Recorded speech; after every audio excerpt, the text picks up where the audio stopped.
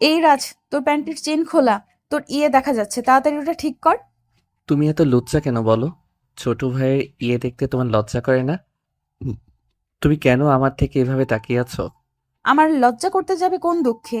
তুই আমাকে দেখাতে পারিস এখানে তোর লজ্জা করে না, আর আমি এখানে আমার লজ্জা করবে কেন? এই, তোমার চোখ বন্ধ করো।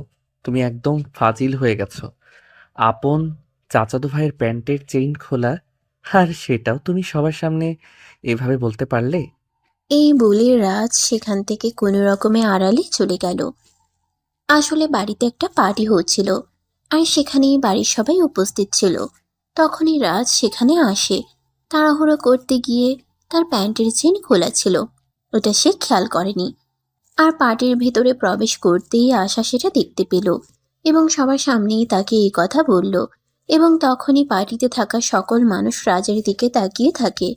তাদের রাজ অনেকটা লজ্জা পেয়েছে, কিন্তু আশার তাতে কিছুই যায় আসে না। কারণ কেউ যদি নিজের শরীরের কাপড়ের খোঁজ না রাখতে পারে, তাহলে এতে অন্য কারো দোষ কেন হবে? রাজ প্যান্টের চেন ঠিক করে আবারও পার্টিতে আসলো। তখনই আশা তাকে দেখে হো হো করে হাসতে থাকলো আর বলল, কিরে, এখন প্যান্টের চেন ঠিক করে এসেছিস নাকি পার্টিতে আবার খুলে যাবে নাচানাচি করতে গিয়ে? তখন কিন্তু আবার আমাকে লুচ্চা বলতে আসিস না। দেখো আপু, এখন কিন্তু একদম বেশি বাড়াবাড়ি হয়ে যাচ্ছে বলে দিলাম। আমি তাড়াহুড়ো করে আসতে গিয়ে প্যান্টের চেইন খোলা ছিল, সেটা আমি দেখতে পাইনি, তাই বলে তুমি আমাকে এভাবে বলবে? এটা তো হয় না। হাজার হোক আমি তোমার ছোট ভাই বলে কথা। ছোট ভাইকে কেউ এভাবে অপমান করে? ওরে আমার পিচ্চি রে, বিয়ে করলে 2 বাচ্চার বাপ হয়ে যাবি, এখনো তুই পিচ্চি আছিস? এই শুনে এসব ফাজলামো মার্কা কথাবার্তা আমার সামনে আর কখনোই বলবি না। কারণ তুই খুব ভালো করেই জানিস ফাজলামো মার্কা কথাবার্তা আমি পছন্দ করি না। আমি যা বলি সাফ সাফ। হ্যাঁ, সেটাই তো। তাই বলে তুমি সবার সামনে আমার মান ইজ্জতের 12টা বাজিয়ে দেবে? আমার প্যান্টের চেন খোলা ছিল, সেটা তুমি আমাকে আড়ালে ডেকে নিয়ে বলতে পারতে। সেটা কি সবার সামনে বলার ছিল? এই বলে রাজ সেখান থেকে চলে গেল। এদিকে পার্টির আয়োজন শেষ হলে সবাই খাওয়া দাওয়া করে নিজেদের রুমে ঘুমাতে চলে গেল। আশা নিজের রুমে বসে কিছু কাজ করছিল। তখনই রাজ সেখানে আসলো আর বলল, আপু, আজ তোমার সঙ্গে ঘুমাবো। আমার রুমে গেস্ট ঘুমিয়েছে। আমার রুমে ঘুমানোর কোনো জায়গা নেই, তাই আম্মু বলেছে তোমার সঙ্গে ঘুমাতে। ঠিক আছে, সমস্যা নেই। তুই আমার সঙ্গে ঘুমাতে পারিস। তুই আমার ছোট ভাই বলে কথা। আচ্ছা, ঠিক আছে, তাহলে আমাকে ফ্লোরে বিছানা করে দাও, আমি ঘুমিয়ে পড়ি। খুব ঘুম পাচ্ছে। তাছাড়া কাল সকালে আবার কলেজে যেতে হবে। তা না হলে আবার সকাল সকাল ঘুম থেকে উঠতে পারবো না। তোকে ফ্লোরে কেন বিছানা করে দিতে হবে? আমার বিছানাটা যথেষ্ট বড়, দুই পাশে দুইজন ঘুমাতে পারবো। তাছাড়া এখন মোটামুটি শীত পড়েছে, ফ্লোরে ঘুমালে ঠান্ডা লেগে যাবে। তোর ফ্লোরে ঘুমানোর কোনো প্রয়োজন নেই। বিছানা করা আছে, তুই গিয়ে ঘুমিয়ে পড়। আমার একটু কাজ আছে, ওটা শেষ করে তারপর আমি ঘুমাবো। না, আমি তোমার সঙ্গে একই বিছানায় ঘুমাবো না। হাজার হোক তুমি একটা মেয়ে, আর তোমার মতো যুবতী একটা মেয়ের সঙ্গে আমি কোনোভাবেই একই বিছানায় ঘুমাতে পারি না। এই দেখ, এত পাকনা পাকনা কথা বলিস না। তোকে যেটা করতে বলেছি তুই সেটাই কর। তুই বিছানায় গিয়ে ঘুমা, তারপর বাকিটা আমি দেখছি। তাছাড়া ওই যে কোল বালিশটা দেখছিস, ওটা মাঝখানে দিয়ে ঘুমিয়ে পড়, তাহলে আর কোনো ঝামেলা হবে না। আসলে আশা যখন ঘুমায় তখন তার কোনো হুঁশ থাকে না। কিছুদিন আগে একবার তাদের বাড়িতে অনেক মেহমান এসেছিল, কোনো একটা অনুষ্ঠান উপলক্ষে। তখনও রাজকে সেম কাজটাই করতে হয়, মানে আশার রুমে এসে ঘুমাতে হয়। সে আশার বিছানায় ঘুমিয়েছিল, আর মাঝ রাত্রিরে হঠাৎ আশা তাকে জড়িয়ে ধরে আর তার গোপনাঙ্গে হাত দেয়। তারপর থেকে রাজ বরাবরের মতোই আশাকে এড়িয়ে চলে। তবে একটা সৌভাগ্যের কথা হলো, আশা ঘুমিয়েছিল আর সেটা খেয়াল করেনি, তাই সে সেটা কারো সামনে প্রকাশ করেনি। আর রাজের মানিজ্যত্ব রক্ষা পায়। কিন্তু এবার যদি সেরকমটাই হয়, তাই রাজ ভয় পাচ্ছিল। তাই সে আশাকে বলে, আমি তোমার সঙ্গে একই বিছানায় ঘুমাবো না। আমি সোফায় ঘুমিয়ে যাচ্ছি, তুমি বিছানায় ঘুমিয়ে পড়ো। আমার কোনো প্রবলেম হবে না। দেখ, একদম বেশি কথা বলিস না, তাহলে কিন্তু আমি তোকে আমার রুমে থাকতেই দেব না। আমি তোকে যেটা বলছি সেটাই কর। চুপচাপ বিছানায় গিয়ে শুয়ে পড়। রাজ বুঝতে পারল এখন যদি সে আশার কথা মেনে না নেয়, তাহলে আশা তাকে এই রুমে ঘুমাতেই দেবে না। তাই সে আর কোনো উপায় অন্তর না পেয়ে বিছানার এক পাশে গুটি গুটি মেরে শুয়ে পড়ল, আর তার পাশেই খাটের মাঝ বরাবর কোলবালিশ রেখে দিল। যাতে আশা তাকে জড়িয়ে ধরতে আসলে কোলবালিশটাকে ধরে আর সে রেহাই পেয়ে যায়। তো ভিউয়ার্স, চলুন দেখা যাক শেষ পর্যন্ত কি হয়। তার আগে আপনাদের কাছে এই গল্পের নায়ক নায়িকার পরিচয় দিয়ে দেওয়া যাক। এতক্ষণ আপনারা যাদের কথোপকথন শুনলেন তারাই এই গল্পের নায়ক আর নায়িকা। গল্পের নায়িকার নাম আশা, সে চৌধুরী পরিবারের একমাত্র মেয়ে। আর নায়ক, সেও চৌধুরী পরিবারের একমাত্র ছেলে। আশার বাবা আর রাজের বাবা আপন দুই ভাই। তাদের কোনো বোন ছিল না, তাই তাদের বাবা মা মারা যাওয়ার আগে তাদেরকে বলেছিল যেন তারা দুই ভাই কখনোই পৃথক না হয়, মৃত্যুর আগ পর্যন্ত যেন একসাথেই থেকে যায়। তাই এখনো পর্যন্ত আলাদা খাওয়ার সিদ্ধান্ত নেয় না, তারা এখনো একসঙ্গে রয়েছে। আর দুই ভাই বিয়ে করার পর দুটো সন্তান হয়েছে, তারাই আশা আর রাজ। তো ভিউয়ার্স, চলুন কথা না বাড়িয়ে মূল গল্পের মধ্যে ফিরে আসি। আর বাকি পরিচয় পর্ব না হয় গল্পের মধ্যে থেকেই জেনে নেওয়া যাবে। রাজ ঘুমিয়ে পড়ে। তার প্রায় 1 ঘন্টা পর আশা বিছানায় যায় এবং বিছানার একপাশে ঘুমিয়ে পড়ে। কিন্তু দুর্ঘটনা ঘটল তার ঠিক 2 ঘন্টা পর। আনুমানিক রাত 1টার মতো বাজে। রাজ নিজের কপালে কারো গরম নিঃশ্বাস অনুভব করছিল। সে চোখ গেলে তাকিয়ে দেখল সে আশার বাহুডোরে অবস্থান করছে। এটা কিভাবে হলো? মাঝখানে তো কোলবালিশ ছিল, তাহলে কোলবালিশ কোথায় গেল আর এখানে কিভাবে আসলো? এটাই চিন্তা করছিল আর নিজেকে ছাড়ানোর চেষ্টা করছিল। তখনই আশা ঘুম ঘুম চোখে বলে ওঠে, আরে কি ব্যাপার, কি সমস্যা তোর? এইভাবে নাড়াচাড়া করছিস কেন? এভাবে নাড়াচাড়া করলে কি ঠিকমতো ঘুমানো যায় নাকি? চুপচাপ শুয়ে থাক আর ঘুমাতে দে। আরে আপু, তুমি আমাকে জড়িয়ে ধরে আছো কেন? আমার তো নিঃশ্বাস নিতে কষ্ট হচ্ছে। প্লিজ আমাকে ছেড়ে দাও, নিজেই ঘুমাও আর আমাকেও ঘুমাতে দাও। এই শোন না, তোকে একটা কথা বলি, শুনবি? তুমি আবার আমাকে কি ভালো কথা বলবে বলো, শুনি। যদি ভালো লাগে তো শুনবো, আর না লাগে তো নাই। শোন না, আমরা ওগুলো করি যেগুলো বিয়ের পর বর বউ করে। আজ তো আমার এই রুমে শুধু তুই আর আমি, এখানে তো অন্য কেউ নেই। কেউ কিছু জানতেও পারবে না, শুধু তোর আর আমার মতেই থাকবে সবকিছু। আপু, তোমার কি মাথা খারাপ হয়ে গেছে? তুমি জানো এসব কি বলছো? আমি তোমার আপন চাচাতো ভাই। লজ্জা করছে না তোমার এসব কথা আমাকে বলতে? দূর, লজ্জা করবে কেন? এখন তো গার্লফ্রেন্ড বয়ফ্রেন্ড, এরা অহরহ এই সব কিছু করে থাকে, তাহলে আমার কেন লজ্জা করবে? তাছাড়া তুই তো জানিস আমি এখনো একটা বয়ফ্রেন্ড জুটাতে পারিনি, যার কারণে আমার খুব আফসোস লাগে। সে যাই হোক, ও ব্যাপারে আমার কোনো মাথা ব্যথা নেই। কিন্তু আমি তোমার আপন চাচাতো ভাই। তুমি আমাকে এসব কথা বলছো কি করে? কেউ নিজের আপন ভাইকে এসব কথা বলতে পারে? শোন, তুই আমার চাচাতো ভাই, তাছাড়া এখন বড় কোনো ব্যাপার না, চাইলেই সব হয়। চল না আমরা ওসব করি। এই বলে আশা নিজের হাত রাজের ওটার মধ্যে রেখে দেয় আর ইচ্ছে মতো মালিশ করতে থাকে। নীলের ওটা দাঁড়িয়ে একদম 6 ইঞ্চিতে পরিপূর্ণ হয়ে গেছে। আশা রাজকে জড়িয়ে ধরে ইচ্ছে মতো কিস করছে আর নিচে তার হাত চালাচ্ছে। রাজ তখন আর কোনোভাবেই নিজেকে ঠিক রাখতে পারছিল না দেখে আশার বাঁধন থেকে নিজেকে ছাড়াতে চাইছিল। কিন্তু কিভাবে একটা মেয়ে মানুষের শরীরে এত শক্তি থাকতে পারে, রাজ কোনোভাবেই আশা থেকে নিজেকে ছাড়াতে পারছিল না। আপু প্লিজ, তুমি আমাকে ছেড়ে দাও। তুমি আমার সঙ্গে এরকমটা করো না। তাহলে আমি আমার বউয়ের কাছে কি জবাব দেব? আমি তো নন ভার্জিন হয়ে যাব। তখন তো আমি আমার বউয়ের হক আদায় করতে পারবো না। তুই যদি চাস তাহলে আমি তোকে বিয়ে করব। তাছাড়া তুই হয়তো একটা কথা ভুলে গেছিস, ছোটবেলায় দাদু তোর আর আমার বিয়ে দিয়ে গেছেন। দেখো, ছোটবেলা চড়ুইভাতি খেলায় এসব অনেক কিছু হয়েই থাকে। সেই সব কিছুকে জীবনে ধরে রাখতে হয় না। তাছাড়া এখন তুমিও বড় হয়েছো আর আমিও বড় হয়েছি। আমাদের নিজেদেরকে বুঝবার মতো বয়স হয়েছে। তোমার রুচি আর আমার রুচি সম্পূর্ণ আলাদা। আমরা চাইলেও কখনোই দুজনের রুচিকে এক করতে পারবো না। সো ছোটবেলায় কি হয়েছে না হয়েছে সেসব কথা ভুলে যাও। বলে যেতাম, কিন্তু তোর মতো হ্যান্ডসাম সুদর্শন দেখতে একটা ছেলেকে কি করে ভুলে যাই বল? তুই তো দেখতে পুরাই আইটেম। তোর মতো আইটেম বয়কে কোনোভাবেই ভুলে যাওয়া সম্ভব নয়।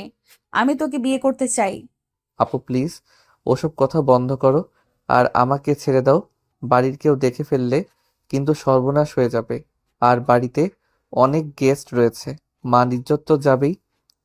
কিন্তু আশা এইসব কথার কোনো পরোয়া না করে সে তার মতো করেই তার হাত আর ঠোঁট চালিয়ে যাচ্ছিল আর রাজকে উত্তেজিত করার চেষ্টা করছিল। অপরদিকে আশার প্রচেষ্টার কাছে রাজকে হার মানতে হলো। আশা নিজের চেষ্টায় সফল হলো এবং রাজের সঙ্গে শারীরিক সম্পর্ক স্থাপন করলো। আশার মনস্কামনা পূর্ণ হলে সেই রাজকে ছেড়ে দেয় এবং বিছানার একপাশে ক্লান্ত হয়ে শুয়ে পড়ে। তখন রাজ বলতে থাকে, তোমার রুমে ঘুমোতে আসাটাই আমার ভুল হয়েছে। তুমি আমার সঙ্গে এরকমটা করবে আমি কোনোদিন কল্পনাও করিনি। হাজার হোক তুমি আমার বড় বোন, এমনটা কিভাবে পারলে করতে? আমি যে আমার মনকে বাধা দিয়েও মানাতে পারছিলাম না, তাই তো এমনটা করলাম। দোষের কি আছে এতে? ছোটবেলা থেকে তো আমাদের বিয়ে ঠিক হয়ে আছে। কয়েকদিন পর না হয় ফ্যামিলিকে আমরা বলবো আমরা দুজন দুজনকে বিয়ে করতে চাই, তাহলে তো সব সমস্যার সমাধান হয়ে যাবে। আসলে সত্যি কথা এটাই যে তোমার মাথায় সমস্যা আছে। তোমার মাথায় সমস্যা না থাকলে তুমি এই কথাগুলি কখনোই বলতে পারবে না। তুমি একটা মেয়ে, কি করে তুমি ফ্যামিলির কাছে এসব কথা বলবে একবারও ভেবে দেখেছো? এখানে ভেবে থাকার কি আছে? তোর আর আমার বিয়ে ঠিক হয়ে আছে অনেক দিন আগে থেকেই। তাহলে এখানে এত চিন্তা করার কি আছে? ফ্যামিলিকে বলবো, ফ্যামিলি মেনে নেবে, দ্যাটস ইট। সত্যি, আমি যদি জীবনে কোনো একটা বড় ভুল করে থাকি তাহলে হলো তোমার রুমে ঘুমাতে আসা। এটাই আমার জীবনের সবচাইতে বড় ভুল। আমি যদি এখানে না আসতাম তাহলে আমার সঙ্গে এরকমটা হতো না। হ্যাঁ, আমিও তো সেটাই বললাম। তুই আসলে কেন আমার রুমে? আমি তো আর ইচ্ছে করে তোকে এখানে ডেকে আনিনি। তোকে দেখে আমি নিজেকে কন্ট্রোল করতে পারছিলাম না। এখানে আমার কি দোষ, তুই নিজেই বল। এদিকে সকাল হয়ে আসছিল, তাই রাজ আর সেখানে বসে না থেকে রুম থেকে বের হয়ে চলে আসলো পার্কে। গিয়ে বেশ কিছুক্ষণ হাঁটাহাঁটি করলো। তারপর বাসায় এসে ফ্রেশ হয়ে ভার্সিটি যাওয়ার জন্য তৈরি হয়ে নিল। আরে ভিউয়ার্স, আপনাদের তো বলাই হলো না আমাদের গল্পের নায়ক নায়িকারা কি কি করে না করে। আমাদের গল্পের নায়িকা আশা এই বছর অনার্স ফাইনাল ইয়ারে পড়াশোনা করছে, আর আমাদের গল্পের নায়ক রাজ এই বছর অনার্স ফার্স্ট ইয়ারে পড়াশোনা করছে। মানে দুজনের বয়সের ব্যবধান 3 বছর। তো ভিউয়ার্স, চলুন কথা না বাড়িয়ে মূল গল্পে ফিরে আসি। রাজ যখন রেডি হয়ে বাসা থেকে বের হতে যাবে তখনই পিছন থেকে তার বড় আম্মু তাকে বলে, কি ব্যাপার রাজ? সকালবেলা আমি ঘুম থেকে উঠে সবার জন্য নাস্তা তৈরি করেছি, আর তুই কিনা না খেয়ে বাসা থেকে বের হয়ে যাচ্ছিস? তোর কিছু হয়েছে নাকি? তোর মুখটা এমন দেখাচ্ছে কেন? না বড় আম্মু, কিছুই হয়নি। এমনিতেই আমার শরীরটা ভালো লাগছে না, তাই চলে যাচ্ছি। তাছাড়া আমার খাওয়ার ইচ্ছা হচ্ছে না। কি হয়েছে বল আমাকে, আমি তোকে ওষুধ দিই, তাহলেই ঠিক হয়ে যাবে। না বড় আম্মু, সেরকম কিছুই হয়নি। আমার ওষুধ লাগবে না। আমি ক্যান্টিন দেখে কিছু খেয়ে নেব। আমি এখন আসি। আরে এটা তুই কি বলছিস? তুই চলে যাবি? তাহলে আশা কার সঙ্গে ভার্সিটিতে যাবে? তুই আশাকে তোর সঙ্গে নিয়ে যা। আজ আমি পারবো না, আপুকে বলে দিও বাসা থেকে গাড়ি নিয়ে ভার্সিটিতে চলে আসতে। আর হ্যাঁ, এখন থেকে আমি আর আপুকে আমার সঙ্গে নিয়ে যেতে পারবো না। আপুকে বলে দিও নিজের ব্যবস্থাটা নিজেই করে নিতে। তোমার মেয়েকে প্রতিদিন আমার সঙ্গে নিয়ে যেতে আমার ভালো লাগে না। এটা তুই কেমন ধরনের কথা বলছিস? আশা তোর বোন হয়, আর তাকে তুই তোর সঙ্গে নিয়ে যেতে পারবি না? কেন? এর পিছনে কারণ কি? এটা আমাকে বল, আমি শুনি। কোনো কারণ নেই, আমি এমনিতেই নিয়ে যেতে পারবো না, তাই বললাম। এখন তোমরা কি করবে না করবে সেটা তোমাদের ব্যাপার, তবে আমি আর আশা আপুকে আমার সঙ্গে নিয়ে যাব না। এটাই আমার শেষ কথা। এই বলে রাজ আশার আম্মুকে আর কোনো কথা বলার সুযোগ না দিয়ে বাসা থেকে বের হয়ে বাইক নিয়ে সোজা ভার্সিটিতে চলে আসলো। ভার্সিটিতে আসতেই তার প্রেমিকা রিয়ার সঙ্গে তার দেখা হলো। কি ব্যাপার বেবি? তোমাকে এমন দেখাচ্ছে কেন? কোনো ব্যাপারে কি তোমার মন খারাপ নাকি? না, আসলে ব্যাপারটা সেরকম কিছু নয়, এমনিতেই মাথাটা একটু ব্যথা করছে, তাই আর কি। সত্য কথাটা বলল না, কারণ সত্য কথা বললে যদি আবার তার প্রেমিকা তার সঙ্গে সম্পর্ক ছিন্ন করে নেয় তখন কি হবে। আসলে রাজ তার প্রেমিকাকে অনেক ভালোবাসে, তাই সে কথাটাকে এড়িয়ে মিথ্যা কথা বলল। তাহলে চলো, ক্যান্টিনের ফার্মেসি থেকে তোমাকে মাথা ব্যথার ট্যাবলেট কিনে দিই, খেলেই ঠিক হয়ে যাবে। না, সেটার কোনো প্রয়োজন হবে না। আমি বাসা থেকে আসার সময় রাস্তায় ফার্মেসি থেকে মাথা ব্যথার ট্যাবলেট কিনে খেয়ে নিয়েছি। আশা করি কিছুক্ষণের মধ্যেই কমে যাবে। চিন্তার কোনো কারণ নেই। তোমার কি অবস্থা? তুমি কেমন আছো? এই তো আলহামদুলিল্লাহ, আল্লাহর অশেষ রহমতে ভালোই আছি। রাজ, তোমাকে একটা কথা বলার ছিল। হ্যাঁ বলো না, কি বলবে? আমি তোমার সব কথা শুনতে রাজি আছি। তুমি শুধু বলো আমাকে কি করতে হবে। তোমার চাচাতো বোন আশার ব্যবহারগুলো আমার ঠিক ভালো লাগে না। আমি চাই তুমি ওর সঙ্গে মেলামেশা করবে না। আরে এসব তুমি কি বলছো? তোমার কি মাথা খারাপ নাকি? আশা আপু আমার বড় বোন। সে আবার কি খারাপ আচরণ করলো যেটা তোমার চোখে পড়লো আর আমার চোখে পড়লো না? প্লিজ নিজের মেন্টালিটি ঠিক করো। সে আমার বড় বোন হয়, তাকে নিয়ে বাজে কথা বলবে না।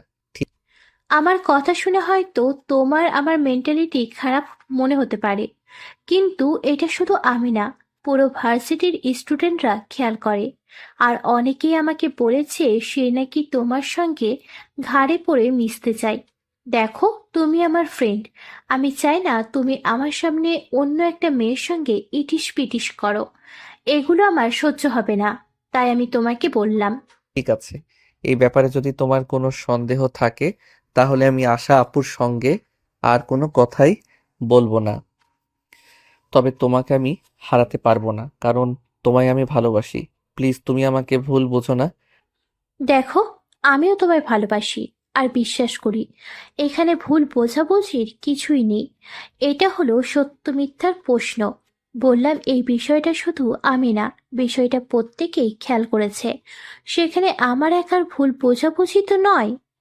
আচ্ছা ঠিক আছে, এবার এই প্রসঙ্গটা বাদ দাও। আমার সকালে কিছু খেতে ইচ্ছে করছিল না, তাই বাসা থেকে কিছু খেয়ে আসিনি। এখন ক্যান্টিনে চলো, তোমাকে নিয়ে কিছু খাবো। কি বলো তুমি? বাসা থেকে কিছু না খেয়ে বের হয়ে এসেছো? আন্টি তোমায় কিছু বলেনি? না মানে আসলে আমার আম্মু এখনো ঘুম থেকে ওঠেনি। গতকাল তো আমাদের বাড়িতে একটা পার্টি আয়োজন ছিল, সেটা তো তুমি জানোই। আম্মুর শরীরটা হয়তো ক্লান্ত লাগছে, তাই আম্মু তখনও ঘুমাচ্ছিল। বড় আম্মু সকালে ঘুম থেকে উঠে সবার জন্য নাস্তা বানিয়েছে, কিন্তু আমার খেতে ইচ্ছে করছিল না, তাই না খেয়ে চলে এসেছি। রিয়া তখন আর কোনো কথা না বলে রাজকে নিয়ে ভার্সিটির ক্যান্টিনে চলে গেল। আর তারপর দুজনে সেখানে নাস্তা করে ক্যান্টিন থেকে বের হতে যাবে, তখনই তাদের সামনে আশা এসে দাঁড়ালো। আর তারপরেই বলতে লাগলো, কিরে, তোর এত বড় সাহস! তুই আমাকে না নিয়ে ভার্সিটিতে চলে এসেছিস। তোকে আমি কতবার বলেছি তুই আমাকে না বলে কোথাও যাবি না। আমি তোকে না দেখলে কষ্ট পাই। কথাটা শোনা মাত্র রিয়া রাজকে বলতে লাগলো, এবার তো তুমি বুঝতে পারলে আমার কথা বলার কারণ কি।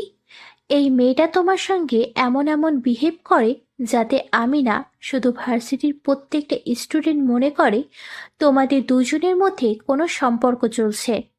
আশা আপু দেখো, আমি তোমার বাপের সম্পত্তি নই যে তোমার যেভাবে ইচ্ছে আমাকে সেভাবে ব্যবহার করবে।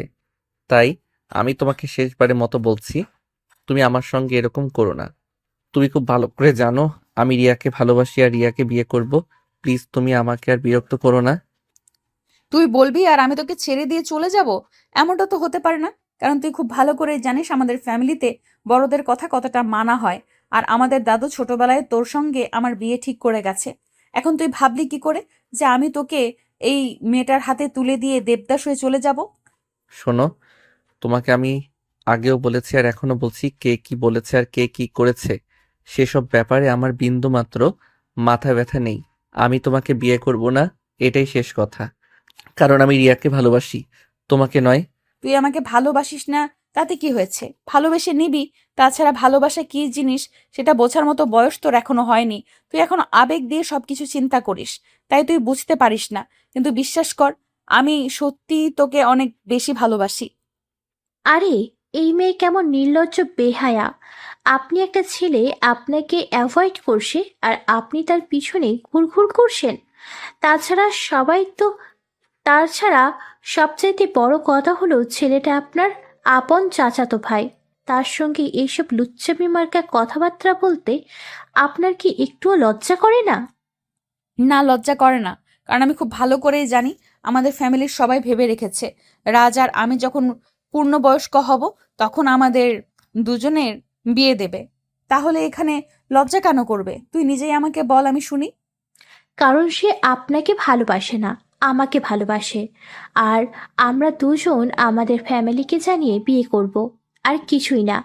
যেই মানুষটা আপনাকে ভালোই বাসে না, সেই মানুষটার কাছে আপনি ভালোবাসা দাবি করেন কি করে? আমি কি করে দাবি করি সেটা নিশ্চয়ই তোর কাছ থেকে জানতে যাব না। আমার যেভাবে যা ইচ্ছা আমি সেভাবে তাই করব। আমি তোকে কোনো কৈফিয়ত দিতে যাব না রে। তুই ও আমার ভালোবাসার মানুষ, তাই তুমি ওর কাছে কৈফিয়ত দিতে বাধ্য। আর হ্যাঁ, একটা কথা কিন্তু আমি বাড়িতেই বলে এসেছি, আমি এখন আর তোমাকে ভার্সিটিতে নিয়ে আসা আর নিয়ে যাওয়ার চাকরিটা করতে পারবো না। তুমি নিজের ব্যবস্থা নিজে করে নাও, আর আমার পিছনে ঘুরঘুর করো না। এই বলে রাজ সেখানে আর এক মুহূর্ত দেরি না করে রিয়াকে হাত ধরে টানতে টানতে সেখান থেকে ক্লাসে চলে গেল। ক্লাসে আসতে না আসতেই রিয়া তাকে বলতে লাগলো, রাজ চলো আমরা বিয়েটা করে ফেলি। তা না হলে তোমার এই বোনটাকে যেরকম দেখা যাচ্ছে মনে হয় খুব তাড়াতাড়ি একটা ঝামেলা বাঁধিয়ে দেবে। তখন কিন্তু তুমিও আমাকে হারাবে আর আমিও তোমাকে। তুমি কোনো চিন্তা করো না, উল্টাপাল্টা কিছুই হবে না। আমি তো তোমায় ভালোবাসি, তাই না? তুমি আমার উপর ভরসা রাখো, আমি সবকিছু ঠিক করে নেব। হ্যাঁ, তুমি আমায় ভালোবাসো এই কথা আমি বিশ্বাস করি, আর তোমাকেও বিশ্বাস করি। কিন্তু এই মেয়েটাকে আমার বিন্দুমাত্র বিশ্বাস আর ভরসা নেই, কোনোটাই নেই। এই মেয়েটা যে কোনো সময় যে কোনো দুর্ঘটনা ঘটিয়ে দিতে পারে। তখন তুমি কি করবে? তুমি যদি আমাকে বিশ্বাস আর ভরসা দুটোই করো, তাহলে তুমি চুপচাপ বসে থাকো, কিছুই হবে না। কারণ আমি তোমাকে ভালোবাসি, ওকে নয়।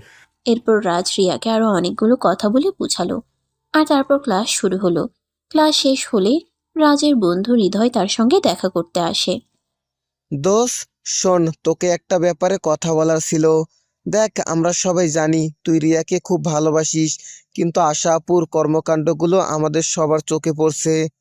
তুই যদি রিয়াকে ভালোবাসিস তাহলে রিয়াকে বিয়ে করে নে। হ্যাঁ, বিয়ে তো আমি রিয়াকেই করব, তবে আমি তো একটা ছেলে মানুষ, চাইলেই যে কোনো সময় বিয়ে করে নিতে পারি না। এই তো সবেমাত্র অনার্স প্রথম বর্ষে পড়াশোনা করছি। এখন যদি বিয়ে করি তাহলে আমার ফ্যামিলির মানুষ কি বলবে? তোর ফ্যামিলির মানুষ কি বলবে সেটা ভাই আমরা জানি না, কিন্তু তোকে শুধু এইটুকু কথা বলার ছিল। তুই যদি রিয়াকে সত্যি ভালোবাসিস তাহলে যত তাড়াতাড়ি পারিস রিয়াকে বিয়ে করে তোদের বাড়ি নিয়ে যা। তা না হলে হয়তো একটা গন্ডগোল হয়ে যেতে পারে। কারণ তুই আশা আপুকে চিনিস না। আশা আপু ইদানিং যা শুরু করেছে সেগুলো ভার্সিটির সবার চোখে পড়ছে। আচ্ছা ঠিক আছে, চিন্তা করিস না, আমি দেখছি কি করা যায়। তবে খুব তাড়াতাড়ি ভালো একটা সলিউশন করতে হবে। অতঃপর হৃদয় আর কোনো কথা না বলে সেখান থেকে চলে গেল। এরপর ভার্সিটি ছুটি হলে রাজ ভার্সিটি থেকে বের হতে যাবে, তখনই আশা তার সামনে এসে দাঁড়ায় আর বলে, আমি তোর সঙ্গে যাব, আর তুই আমাকে সঙ্গে নিয়েই বাসায় যাবি, এটাই আমার শেষ কথা। আমি তো তোমাকে বলে দিয়েছি আমি তোমাকে নিয়ে আর যাওয়া আসা করতে পারবো না। তোমার যদি ভাইকে যাওয়া আসা করতে হয় তাহলে তুমি একটা বাইক কিনে নাও আর নিজে সেটা চালানো শিখে নাও। আমাকে অযথাই বিরক্ত করো না, আমি তোমার চাকর নই। আরে তুই আমার চাকর হতে যাবি কেন? তুই তো আমার হবু জামাই। আরে তুই আমার চাকর হতে যাবি কেন? তুই তো আমার হবু জামাই। তাই তোর কাছে আমি যা কিছু চাইবো তো সব কিছুই আমাকে দিতে হবে। দেখো, তুমি আমার মেজাজ খারাপ করো না, আমি তোমাকে যেটা বলছি তুমি সেটাই করো। আর একটা কথা, তুমি কখনোই আমাকে নিজের হবু জামাই বলে দাবি করবে না। আমি তো তখনও বলেছি আর এখনো বলছি, আমি কোনোদিনই তোমাকে বিয়ে করব না। আমার যদি বিয়ে করতেই হয় তাহলে আমি রিয়াকেই বিয়ে করব। আমিও তোকে বলে দিচ্ছি, তুই যদি কাউকে বিয়ে করিস তাহলে সেটা আমাকেই করবি। আমি ছাড়া অন্য কোনো মেয়ে তোর জীবনে কোনোদিনও আসবে না। এটা আমি তোকে চ্যালেঞ্জ করলাম। ঠিক আছে, তাহলে আমিও চ্যালেঞ্জ অ্যাকসেপ্ট করলাম, আমি কোনোদিনই তোমাকে বিয়ে করব না। এই বলে রাজ সেখানে আর এক মুহূর্তও দেরি না করে বাইক নিয়ে চলে গেল। এদিকে আশা বেশ কিছুক্ষণ গেটের সামনে দাঁড়িয়ে থেকে রাজ ফিরে না আসায় সে একটা রিক্সা নিয়ে বাড়িতে চলে আসলো। বাড়িতে এসে রাজের আম্মুর কাছে বিচার দিতে লাগলো। ছোট আম্মু, তোমার ছেলে ইদানিং আমার সঙ্গে অনেক খারাপ আচরণ করছে। আজ সে ভার্সিটিতে তার সমস্ত বন্ধুদের সামনে আমাকে অপমান করেছে। সে আমাকে সোজাসাপটা বলে দিয়েছে আমাকে নাকি সে আর আনা নেওয়া করতে পারবে না। সে নাকি আমার বাপের টাকায় কেনা চাকর নয়। আরে, এটা তুমি কি বলছো? সত্যি বলছো তো রাজ তোমাকে এই কথা বলেছে? আচ্ছা ঠিক আছে, তুমি যদি সত্যি বলে থাকো তাহলে রাজ আসলে আমি রাজকে এটা জিজ্ঞাসা করবো। হ্যাঁ ছোট আম্মু, আমি একদম সত্যি কথাই বলছি। রাজ আমাকে এটাই বলেছে সে নাকি আমার বাপের টাকায় কেনা চাকর নয়। তুমি বলো, সে তো আমার ছোট ভাই, সে কি আমাকে এটা বলতে পারে? ঠিক আছে, তুমি কোনো চিন্তা করো না। আজও আসুক বাড়িতে, আজ ওর একদিন কি আমার একদিন। এত বড় সাহস ওকে কে দিয়েছে সেটাই আমি জিজ্ঞাসা করব। আশা তখন খুশি মনে লাফাতে লাফাতে নিজের রুমে চলে গেল। এদিকে বেশ কিছুক্ষণ পর রাজ বাসায় আসলো। বাসায় আসতেই তার আম্মু তাকে ধরে বসলো। কি ব্যাপার রাজ? এইসব আমি কি শুনেছি? তুমি নাকি কিসব বলছো এগুলো? তোমার কাছ থেকে কি আমরা এগুলোই আশা করেছি? তুমি আমাদের ফ্যামিলির ছেলে। এটা তো ভাবতে আমার অবাক লাগছে। আম্মু, কেউ যদি তোমার কাছে আমার নামে মিথ্যা কথা বলে আর সেটাকে সত্য বলে চালিয়ে দেয়, তাহলে তো আমার কিছুই করার নেই। তবে আমি একটা কথা স্পষ্ট জানিয়ে দিয়েছি, আমি আর আশা প্রসঙ্গে এসব ডলাডলি করতে পারবো না। এগুলো আমার ভালো লাগে না। ভার্সিটির সব স্টুডেন্টরা এগুলো নিয়ে মজা নেয়, তাই আমি এগুলো আর সহ্য করতে পারছি না। প্লিজ, এটা যদি আমার অন্যায় প্লিজ, এটা যদি আমার অন্যায় হয়ে থাকে, তাহলে ফ্যামিলির সবাই আমাকে ক্ষমা করে দিও। কিন্তু এটা করা আমার পক্ষে আর সম্ভব নয়। তার মানে আশা আমাদেরকে যা কিছু বলেছে সবকিছুই সত্যি? তুমি আশার সঙ্গে সত্যিই তোমার বন্ধুদের সামনে খারাপ ব্যবহার করেছো? কে কি বললো না বললো তাতে কিন্তু আমাদের কিছুই যায় আসে না। আর একটা কথা তুমি ভুলে যেও না, আশা কিন্তু শুধু তোমার বোন নয়, সে কিন্তু তোমার হবু স্ত্রী। আমরা কিন্তু তার সঙ্গেই তোমার বিয়ে দেব। পাগলামি হয়েছি নাকি তোমরা হয়েছো, আমি সেটাই বুঝতে পারছি না। এই মেয়েটাকে আমি কেন বিয়ে করতে যাব? এই মেয়েটা তো এই মেয়েটা তো আমার থেকে বয়সে অনেক বড়। তাছাড়া যে আমার আপন চাচাতো বোন, তাকে কেন আমি বিয়ে করতে যাব বলো আমাকে? অত সব কৈফিয়ত আমরা তোমাকে দিতে পারবো না। ছোটবেলা থেকে তোমাদের দুজনের বিয়ে ঠিক হয়ে আছে, তাই তোমাদের দুজনেরই বিয়ে করতে হবে। আর যদি তুমি আশা ছাড়া অন্য কোনো মেয়েকে বিয়ে করে এই বাড়িতে নিয়ে আসো, তাহলে আমরা ভুলে যাব যে তুমি আমাদের সন্তান, আর এই ফ্যামিলি তোমাকে ত্যায্য করবে। ঠিক আছে, তাহলে তাই হোক। আজ থেকে তোমরা ভুলে যাও যে তোমাদের একটা সন্তান ছিল। কিন্তু তারপরেও আমি এই মেয়েটাকে মেনে নিতে পারবো না। আমি আজ এবং এই মুহূর্তে এই বাড়ি থেকে চলে যাচ্ছি। কোথায় যাব তার কোনো ঠিক নেই। তোমরা আমাকে খুঁজতে যেও না, কোথাও খুঁজে পাবে না। এই বলে রাজ সোজা নিজের রুমে চলে আসলো। আর তারপরও নিজের প্রয়োজনীয় কিছু জিনিসপত্র গুছিয়ে নিয়ে বাড়ি থেকে কাউকে কিছু না বলেই বের হয়ে গেল। সন্ধ্যা পেরিয়ে রাত হলো। রাত তখন আনুমানিক 11টার মতো বাজে। সবাই খাবার টেবিলে খাবার নিয়ে অপেক্ষা করছে, কিন্তু কেউ রাজকে কোথাও দেখতে পাচ্ছে না। তখনই আশা তার ছোট আম্মুকে প্রশ্ন করলো। কি ব্যাপার ছোট আম্মু, রাজকে কোথাও দেখতে পাচ্ছি না কেন? আমি তো সারা দিন তোর নতুন না যে খুঁজছি, ওকে তো কোথাও দেখতে পেলাম না। রাজ কোথায় গেছে? ওকে কি তুমি ফোন দিয়েছিলে? সে কোথায় গেছে আমি কিছুই জানি না, যে আমার কাছে কিছুই বলে যায়নি। তাছাড়া সে যখন বাসায় এসেছিল তখন আমি তোমার ব্যাপারে এই কথা বলেছিলাম, যে সে আমাকে স্পষ্ট জানিয়ে দিয়েছে প্রয়োজন হলে সেই বাড়ি ছেড়ে চলে যাবে, কিন্তু তোমাকে সে কোনোভাবেই বিয়ে করবে না। এটা নিয়ে তার সঙ্গে ঝামেলা হয়েছিল। তাহলে তুমি আমাকে এই কথাটা তখন বললে না কেন? আমি ওকে আটকে দিতাম। কিন্তু এখন সে কোথায় গেছে এটা আমরা কিভাবে জানবো? আর তাকে কিভাবে খুঁজে আনবো? এত চিন্তার কিছুই নেই, সে এখন আর ছোট বাচ্চা নয়। তার ইচ্ছে মতো সবকিছু হবে না এই বাড়িতে। যেখানে ইচ্ছে সেখানে যাক। যখন এই আবেগ ফুরিয়ে যাবে, তখন সে নিজেই এই বাড়িতে চলে আসবে। সন্ধ্যা পেরিয়ে রাত হলো। রাত তখন আনুমানিক 11টার মতো বাজে। সবাই খাবার টেবিলে খাবার নিয়ে অপেক্ষা করছে, কিন্তু কেউ রাজকে কোথাও দেখতে পাচ্ছে না। তখনই আশা তার ছোট আম্মুকে প্রশ্ন করলো। তখন কেউই আর এই বিষয়ে কোনো কথা বলল না। সবাই খাওয়া দাওয়া করে নিজেদের রুমে চলে গেল। কিন্তু এদিকে আশা নিজের রুমের ব্যালকনিতে পায়চারি করছে। তার চোখে ঘুম আসছে না। বারবার সে রাজের নাম্বারে ফোন করছে, কিন্তু ফোন সুইচ অফ বলছে। কেন এরকমটা হচ্ছে কেউ কি কিছু বুঝতে পারছে না। অপরদিকে রাজ বাসা থেকে বের হয়ে তার বন্ধু হৃদয়ের বাড়িতে উঠে, আর সেখানেই তার সঙ্গে কথোপকথন। হৃদয়, আমি সিদ্ধান্ত নিয়েছি আমি আর এই বাড়িতে থাকবো না, এই শহরেই থাকবো না। এখান থেকে দূরে কোথাও চলে যাব। যদি আমার ভালোবাসা সত্য হয় তাহলে তো রিয়া আমার জন্য অপেক্ষা করবে আর আমি ফিরে এসে তাকে বিয়ে করব। কিন্তু যদি রিয়া অপেক্ষা না করে, তাহলে বুঝবো সে আমার ভাগ্যে ছিল না। কিন্তু এই বাড়িতে থাকা আমার আর হবে না। দোষ, এভাবে হুটহাট করে সিদ্ধান্ত নেওয়াটা আমার মনে হয় ঠিক হচ্ছে না। আশা আপু তোকে ভালোবাসে, তাছাড়া তোর ফ্যামিলির মানুষজন চায় তুই আশা আপুকে বিয়ে করিস, কিন্তু তুই কেন এটা করতে চাচ্ছিস না? আমরা তো সেটাই বুঝতে পারছি না। আমার ফ্যামিলির মানুষগুলোর সঙ্গে তোরও কি মাথা খারাপ হয়েছে নাকি, যে আমি এই বুড়ো মেয়েটাকে বিয়ে করব? আমি কখনোই এই মেয়েটাকে বিয়ে করব না। তাছাড়া তোরা সবাই জানিস রিয়াকে আমি ভালোবাসি। সেখানে এই মেয়েটাকে বিয়ে করার প্রশ্নই ওঠে না, যে কিনা আমার থেকে 3 বছরের সিনিয়র। ঠিক আছে ভাই, তোর যেটা ভালো মনে হয় তুই সেটাই কর। তোর ব্যক্তিগত ব্যাপারে কোনো কথা বলতে চাই না। যাই হোক, তুই কি তোর আম্মুর কাছে কিছু বলে এসেছিস? না, আমি কারোর কাছে কিছু বলে আসিনি।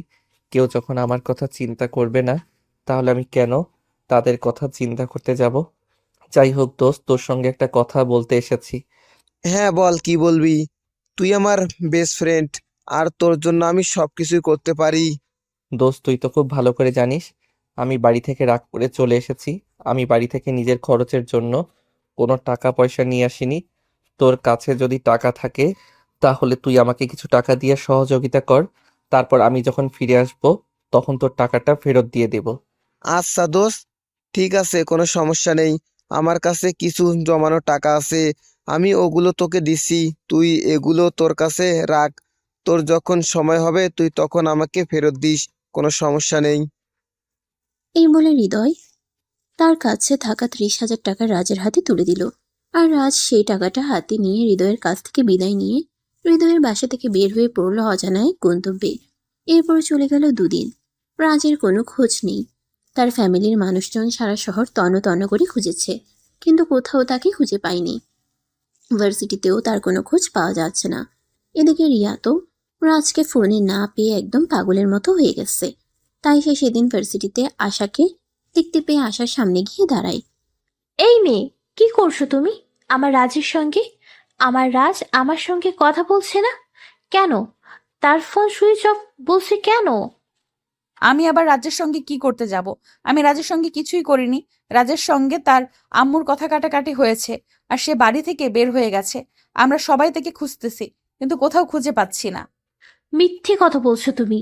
তুমি নিশ্চয়ই আমার রাজের সঙ্গে উল্টোপাল্টা কিছু করেছো, তাই রাজ রাগ করে কোথাও চলে গেছে। তবে বিশ্বাস করো, আমার রাজের যদি কিছু হয় তাহলে আমি কিন্তু তোমাকে ছেড়ে দেব না। আসছে খারাপের বংশধর। এই মেয়ে, যা, তোর যা ইচ্ছা তুই তাই করিস। আমার সঙ্গে কথা বলতে এসেছিস কেন? আমি কি তোকে বলেছি আমি তোর রাজের খোঁজ তোকে দেব? যা আমার চোখের সামনে থেকে। একা তো আছে নিজের যন্ত্রণায়, আর এদিকে উনি আসছে আমাকে আরো যন্ত্রণা দিতে। এরপর আশা রিয়াকে আরো কয়েকটা কথা শুনিয়ে দিয়ে সেখান থেকে চলে গেল। বাড়িতে সবার মাথায় একটা চিন্তাই ঘুরপাক খাচ্ছে। রাজ তো কখনোই এভাবে কাউকে কিছু না বলে কোথাও যায় না। তবে এবার কোথায় গেল? তাছাড়া তার ফোন কেন অফ? এইসব চিন্তা করে কেউই কোনো কুল কিনারা পাচ্ছে না। অপরদিকে রাজ চট্টগ্রাম চলে এসেছে। ওখানেই একটা ভার্সিটিতে ভর্তি হয়েছে। 2 দিন ধরে ক্লাস করছে। সেখানে এসেই তার একজনের সঙ্গে পরিচয় হয়। দেখো, তুমি তো খুব ভালো করেই জানো আমি এখানে নতুন এসেছি। এখানে আমার চেনা জানা কেউ নেই, তাই আমি কি বন্ধু হিসেবে তোমার কাছ থেকে একটু সহযোগিতা পেতে পারি? হ্যাঁ, বলো, আমি তোমাকে কিভাবে সহযোগিতা করতে পারি? তাছাড়া আমি তো তোমার বন্ধু। বন্ধু হিসেবে তোমাকে যতটুকু সহযোগিতা করার দরকার আমি ততটুকুই করব। আসলে আমি আমার ফ্যামিলির সঙ্গে ঝামেলা করে এখানে চলে এসেছি। আমি যতদিন না পর্যন্ত নিজে একটা কিছু করতে পারছি ততদিন আমার ফ্যামিলির সঙ্গে কোনো যোগাযোগ করব না। তাই এই মুহূর্তে আমার নিজের খরচ নিজে চালানোটা খুবই দরকার। ও আচ্ছা, এই ব্যাপার। আমি বুঝতে পেরেছি। যাই হোক, কোনো সমস্যা নেই, চিন্তা করো না তুমি। আমি দেখছি তোমার জন্য একটা টিউশনের ব্যবস্থা করতে পারি কিনা। আচ্ছা ঠিক আছে, তুমি একটু তাড়াতাড়ি দেখো। আসলে আমি যে টাকাগুলো নিয়ে এসেছি এগুলো তো আর বেশি দিন যাবে না। ভার্সিটির ভর্তি থেকে শুরু করে রুম নেওয়া, নিজের প্রয়োজনীয় কিছু জিনিস কিনা, ওগুলোতে অনেক টাকাই খরচ হয়ে গেছে। তাই তাড়াতাড়ি টাকা উপার্জন করাটা আমার জন্য খুব প্রয়োজন। ঠিক আছে বন্ধু, তুমি কোনো চিন্তা করো না। আমি দেখছি তোমার ব্যাপারটা। আমি যতক্ষণ আছি ততক্ষণ তোমার কোনো চিন্তা নেই। ইনশাল্লাহ একটা ব্যবস্থা হয়ে যাবে। অতঃপর রাকিবের কাছ থেকে বিদায় নিয়ে রাজ বাসায় চলে আসলো। তারপরও নিজের জন্য কিছু খাবার তৈরি করে নিল। খাওয়া দাওয়া শেষ হলে পড়াশোনা শেষ করে সে ঘুমিয়ে পড়ল। পরদিন সকালে আবার ভার্সিটি যেতে হবে। ঘুম থেকে উঠে এসে নাস্তা বানিয়ে নাস্তা করে তারপর ভার্সিটি যাওয়ার জন্য তৈরি হয়ে নিল। তারপর বাসা থেকে বের হয়ে হাঁটতে হাঁটতে ভার্সিটিতে চলে গেল। এখন তো আর তার বাবার টাকায় কেনা বাইক নেই, তাহলে সে কিসে করে ভার্সিটি যাবে? এখন তো হেঁটে যাওয়া ছাড়া আর কোনো উপায় নেই। ভার্সিটিতে এসে পৌঁছাতেই তার বন্ধুরা রাকিবের সঙ্গে তার দেখা হয়ে গেল। বন্ধু, তোমার জন্য একটা খুশির খবর আছে। তোমার একটা টিউশনের ব্যবস্থা হয়ে গেছে। ওখানে আমি আঙ্কেলের সাথে কথা বলেছি। ওনার মেয়েকে তোমার 4টা সাবজেক্ট পড়াতে হবে। 4টা সাবজেক্টের জন্য উনি তোমাকে প্রতি মাসে 8,000 টাকা দেবে। হ্যাঁ দোস্ত, আমি একদম সত্য কথাই বলছি। আমি আঙ্কেলের সঙ্গে কাল রাত্রে কথা বলেছিলাম, আর তারপর তোমার ব্যাপারে বলতেই উনি রাজি হয়ে গেলেন। হ্যাঁ, যাই হোক, তুমি চাইলে কিন্তু আজ বিকাল থেকেই পড়ানো শুরু করতে পারো। সত্যি বলছো কার সাবজেক্টের জন্য আমাকে 8,000 টাকা দেবে? সেটার বলতে নাকি? তুমি তো আমার বর্তমান অবস্থাটা বুঝতেই পারছো, তাই আমি যত তাড়াতাড়ি একটা কাজ শুরু করতে পারি আমার জন্য ততটাই ভালো। ঠিক আছে, তাহলে ভার্সিটি ছুটি হলে আমি তোমাকে আঙ্কেলের বাসায় নিয়ে যাব, আর তারপর সব কিছু বুঝিয়ে দিয়ে আসবো, কেমন? এই বলে তারা দুজনে ক্লাসরুমে চলে গেল। এদিকে ভার্সিটি ছুটি হতেই রাকিব রাজকে নিয়ে তার আঙ্কেলের বাসায় চলে গেল। কলিং বেল চাপ দিতেই একজন মধ্যবয়স্ক লোক এসে দরজা খুলে দিলেন। রাকিব তাকে সালাম দিয়ে বলল, আসসালামু আলাইকুম আঙ্কেল, এই হলো রাজ, আপনার মেয়েকে এই পড়াবে। ওয়ালাইকুম আসসালাম বাবা। আচ্ছা ঠিক আছে, তুমি ওকে নিয়ে ড্রয়িং রুমে এসে বসো, আমরা বসে কথা বলি। এই বলে রাজ আর রাকিব দুজনেই ড্রয়িং রুমের সোফায় এসে বসলো। আর তারপর তিশার আব্বুর সঙ্গে কথা বলতে থাকলো। তা বাবা, তুমি কি রাকিবের কাছ থেকে কোনো কিছু জানতে পেরেছো? আমি রাকিবকে বলেছিলাম তুমি যদি আমার মেয়েকে 4টা সাবজেক্ট পড়াও তাহলে আমি তোমাকে মাসে 8,000 টাকা দেবো। হ্যাঁ আঙ্কেল, রাকিবের কাছ থেকে আমি এই ব্যাপারে শুনেছি। আমি রাজি আছি। ঠিক আছে, কোনো সমস্যা নেই। আপনারা চাইলে আমি আরো বেশি সাবজেক্টও পড়াতে পারি। আসলে এই মুহূর্তে টাকা আমার খুব বেশি প্রয়োজন। হ্যাঁ, আমি তোমার ব্যাপারে শুনেছি, আর আমি একটা সিদ্ধান্ত নিয়েছি, জানি না তুমি সেটা সঠিক মনে করবে কিনা। আঙ্কেল, আপনি আমার বাবার বয়সী। আপনি আমার বাবার মতো আমার ব্যাপারে যে কোনো সিদ্ধান্ত নিতে পারেন। বলেন আপনি কি সিদ্ধান্ত নিয়েছেন? আসলে তুমি যেহেতু এখানে নতুন এসেছো আর টাকা পয়সা তোমার খুবই প্রয়োজন, তাই বলছিলাম কি আমার বাসায় নিচতলায় একটা ছোট রুম ফাঁকা আছে, তুমি চাইলে ওখানে থাকতে পারো। আমি তোমার কাছ থেকে কোনো টাকা নেবো না। তাছাড়া আমাদের বাসায় অনেকগুলো মানুষ, প্রতিবেলায় 2-1 জনের খাবার নষ্ট হয়। তুমি চাইলে আমায় তোমাকে ফ্রিতে খাওয়াটাও দিতে পারি, যদি তুমি কিছু মনে না করো তো। কথাগুলো শুনে রাজ অনেকটাই খুশি হয়েছিল। আসলে এগুলো তার কাছে মেঘ না চাইতেই বৃষ্টি হওয়ার মতো। তাই সে তিশার আব্বুর কথায় রাজি হয়ে গেল আর বলল, ঠিক আছে আঙ্কেল, কোনো সমস্যা নেই। আপনি সবকিছুর ব্যবস্থা করুন, আমি আপনার প্রস্তাবে রাজি। সত্যি আপনার মতো পরোপকারী মানুষ হয় না। সত্যি আপনি একজন ভালো মনের মানুষ, আর আপনার প্রতি আমি সারা জীবন কৃতজ্ঞ থাকব। ঠিক আছে বাবা, তাহলে আজ পড়াতে হবে না।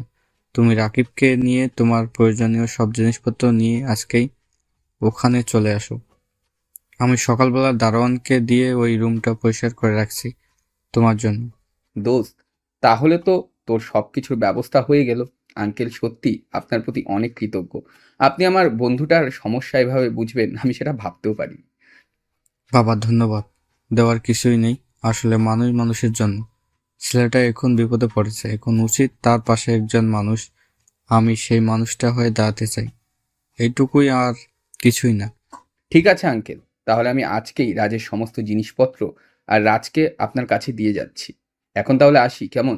এই বলে আর রাকিব রাজ দুজনে রাজের ভাড়া নেওয়ার নতুন ভাষাটাই আসল।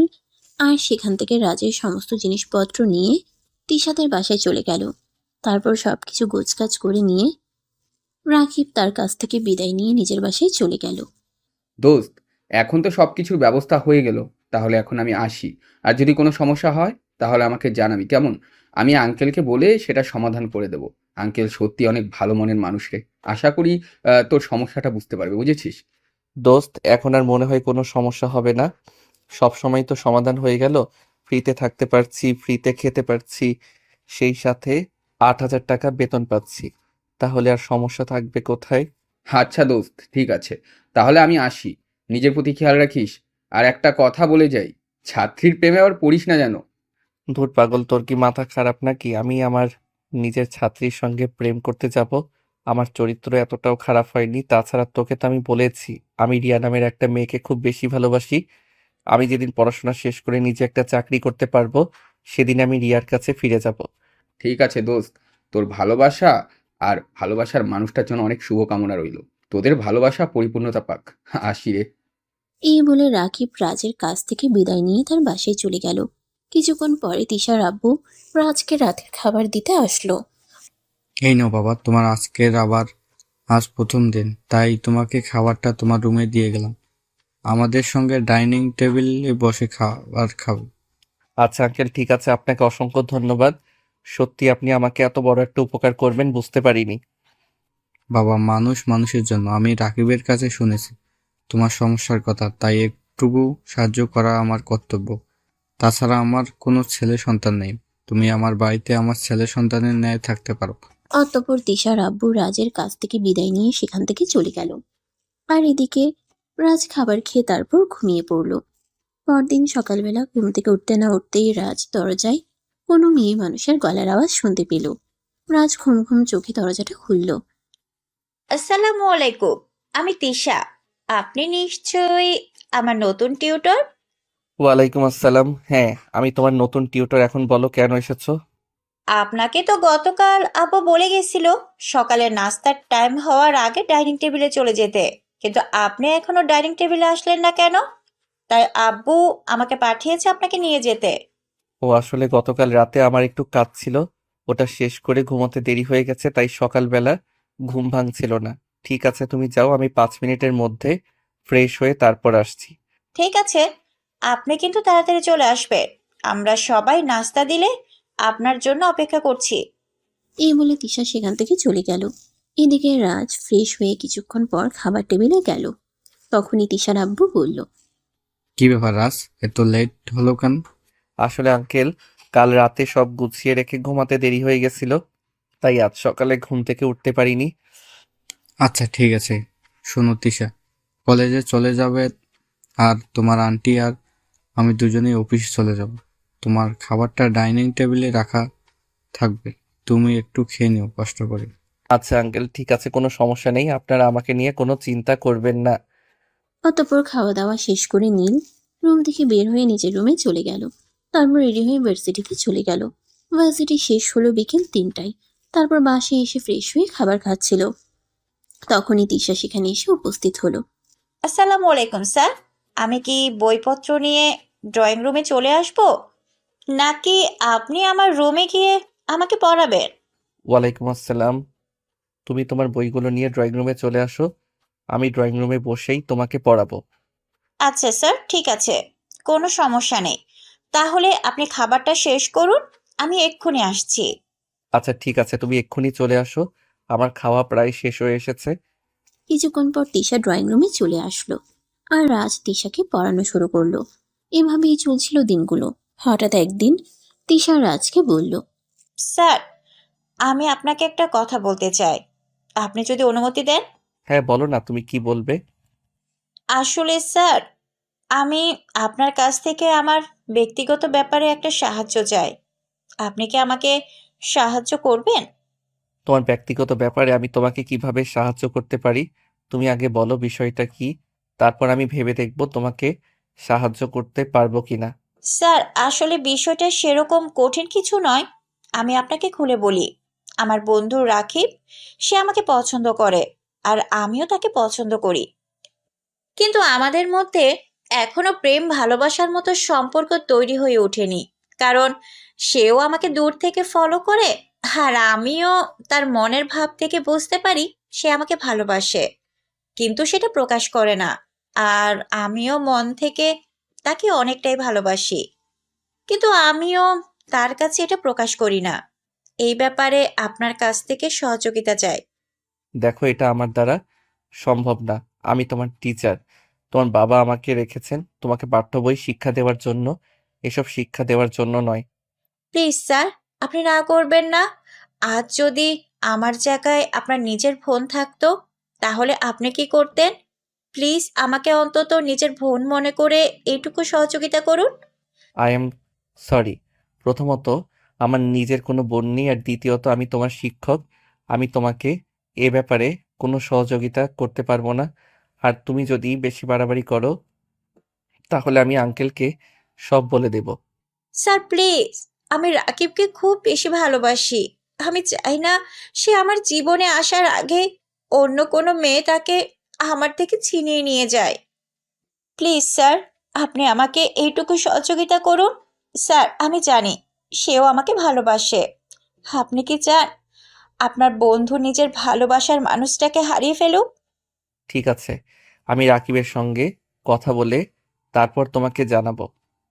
আচ্ছা ঠিক আছে, আমি রাকিবের সঙ্গে কথা বলে তারপর তোমাকে জানাবো, কিন্তু রাকিব যদি আমাকে বলে যে সে তোমাকে ভালোবাসে না, তাহলে কিন্তু এই সব কিছু তোমার ভুলে যেতে হবে। ঠিক আছে স্যার, আমি আপনার কথায় রাজি। আমি জানি যে আমাকে ভালোবাসে, সে কোনোদিন আমার ভালোবাসা অস্বীকার করতে পারবে না। আপনি শুধু একবার তার সঙ্গে আমার ব্যাপারে কথা বলুন।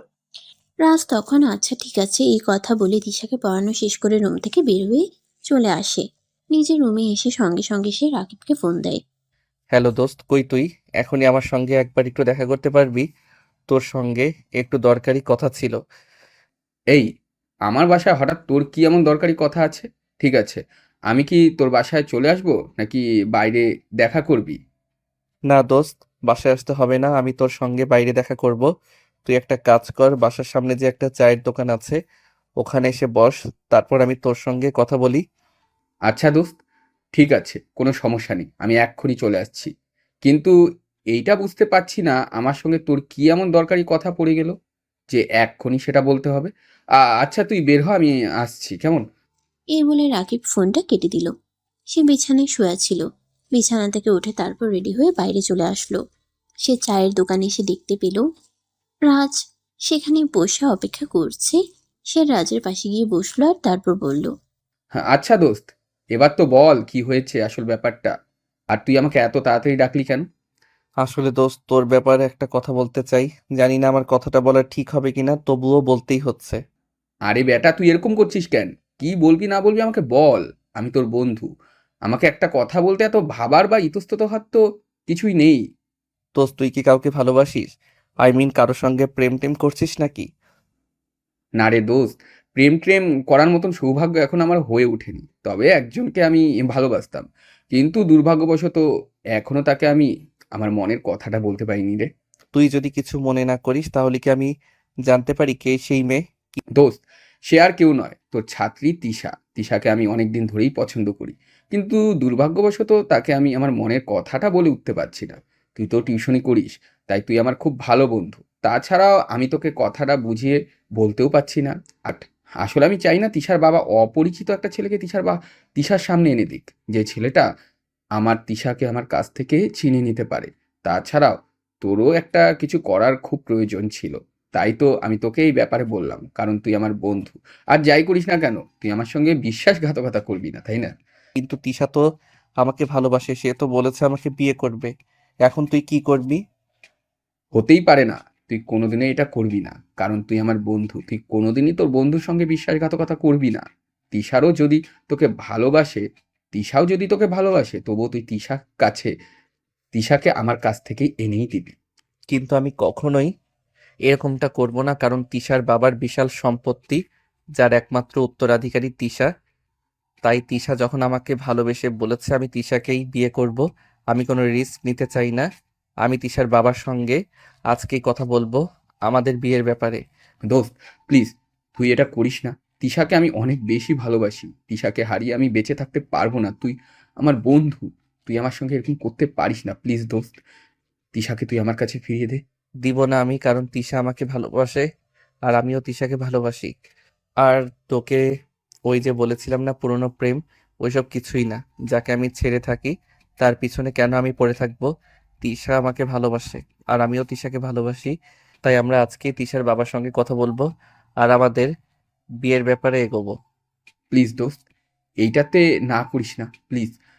আমার প্রথম আর শেষ ভালোবাসা, তাকে ছাড়া আমি বাঁচতে পারবো না। তুই আমার কাছ থেকে আমার বেঁচে থাকার ইচ্ছাটাকে কেড়ে নিস না দোস্ত। আমি তো দুই পায়ে ধরি বন্ধু, বন্ধু হিসাবে এইটুকু কর আমার জন্য। তুই তো আমাকে বলেছিস তুই রিয়া নামে কাউকে ভালোবাসিস, তাহলে কেন তুই এই মেয়েটাকে ঠকাবি? কারণ শুধু একটাই, তিশার বাবার অঢেল সম্পত্তি আর তিশা দেখতে যথেষ্ট সুন্দরী।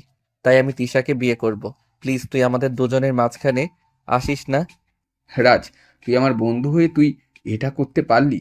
তুই আমার ভালোবাসার মানুষটাকে এভাবে আমার কাছ থেকে কেড়ে নিবি? এটা আমি কোনোদিনও কল্পনা করিনি রে। ঠিক আছে দোস্ত, ভালো থাকিস। আমি আর কোনোদিনও তোদের সামনে আসবো না, দাঁড়াবো না। আজ আমি আমার নিজের জীবনটাকেই দিয়ে দেব, কারণ আমি একজনকে ভালোবেসেছিলাম। সেই মানুষটাকে আমার বন্ধু আমার কাছ থেকে ছিনিয়ে নিল। এরপর আমার বেঁচে থাকার আর কোনো ইচ্ছেই নেই রে। যদি কোনো ভুল করে থাকি তাহলে আমাকে ক্ষমা করে দিস, কিন্তু তুই ভালোবাসাবিহীন আমি বেঁচে থাকতে পারবো না। এই কথা বলে রাকিব সেখান থেকে উঠে যায় এবং পাশ দিয়ে চলে যাওয়া চলন্ত ট্রাকের নিচে ঝাঁপ দিতে চায়। আর তখনই রাজ তাকে ধরে ফেলে। আরে ভাই, তুই এটা কি করছিস? ভালোবাসার জন্য মানুষ জীবন দিয়ে দেয় নাকি? আরে হ্যাঁ, আমি আমার জীবন দিয়ে দিব, কারণ আমি আমার যে জীবনে আমার ভালোবাসার মানুষটাকে আমার করে পাবো না, সেই জীবন রেখে আমার কোনো লাভ নেই রে। তুই ছেড়ে দে আমাকে। তুই তো বলেছিস তুই তিশাকে বিয়ে করবি, তাহলে আমি বেঁচে থেকে কি করব বল?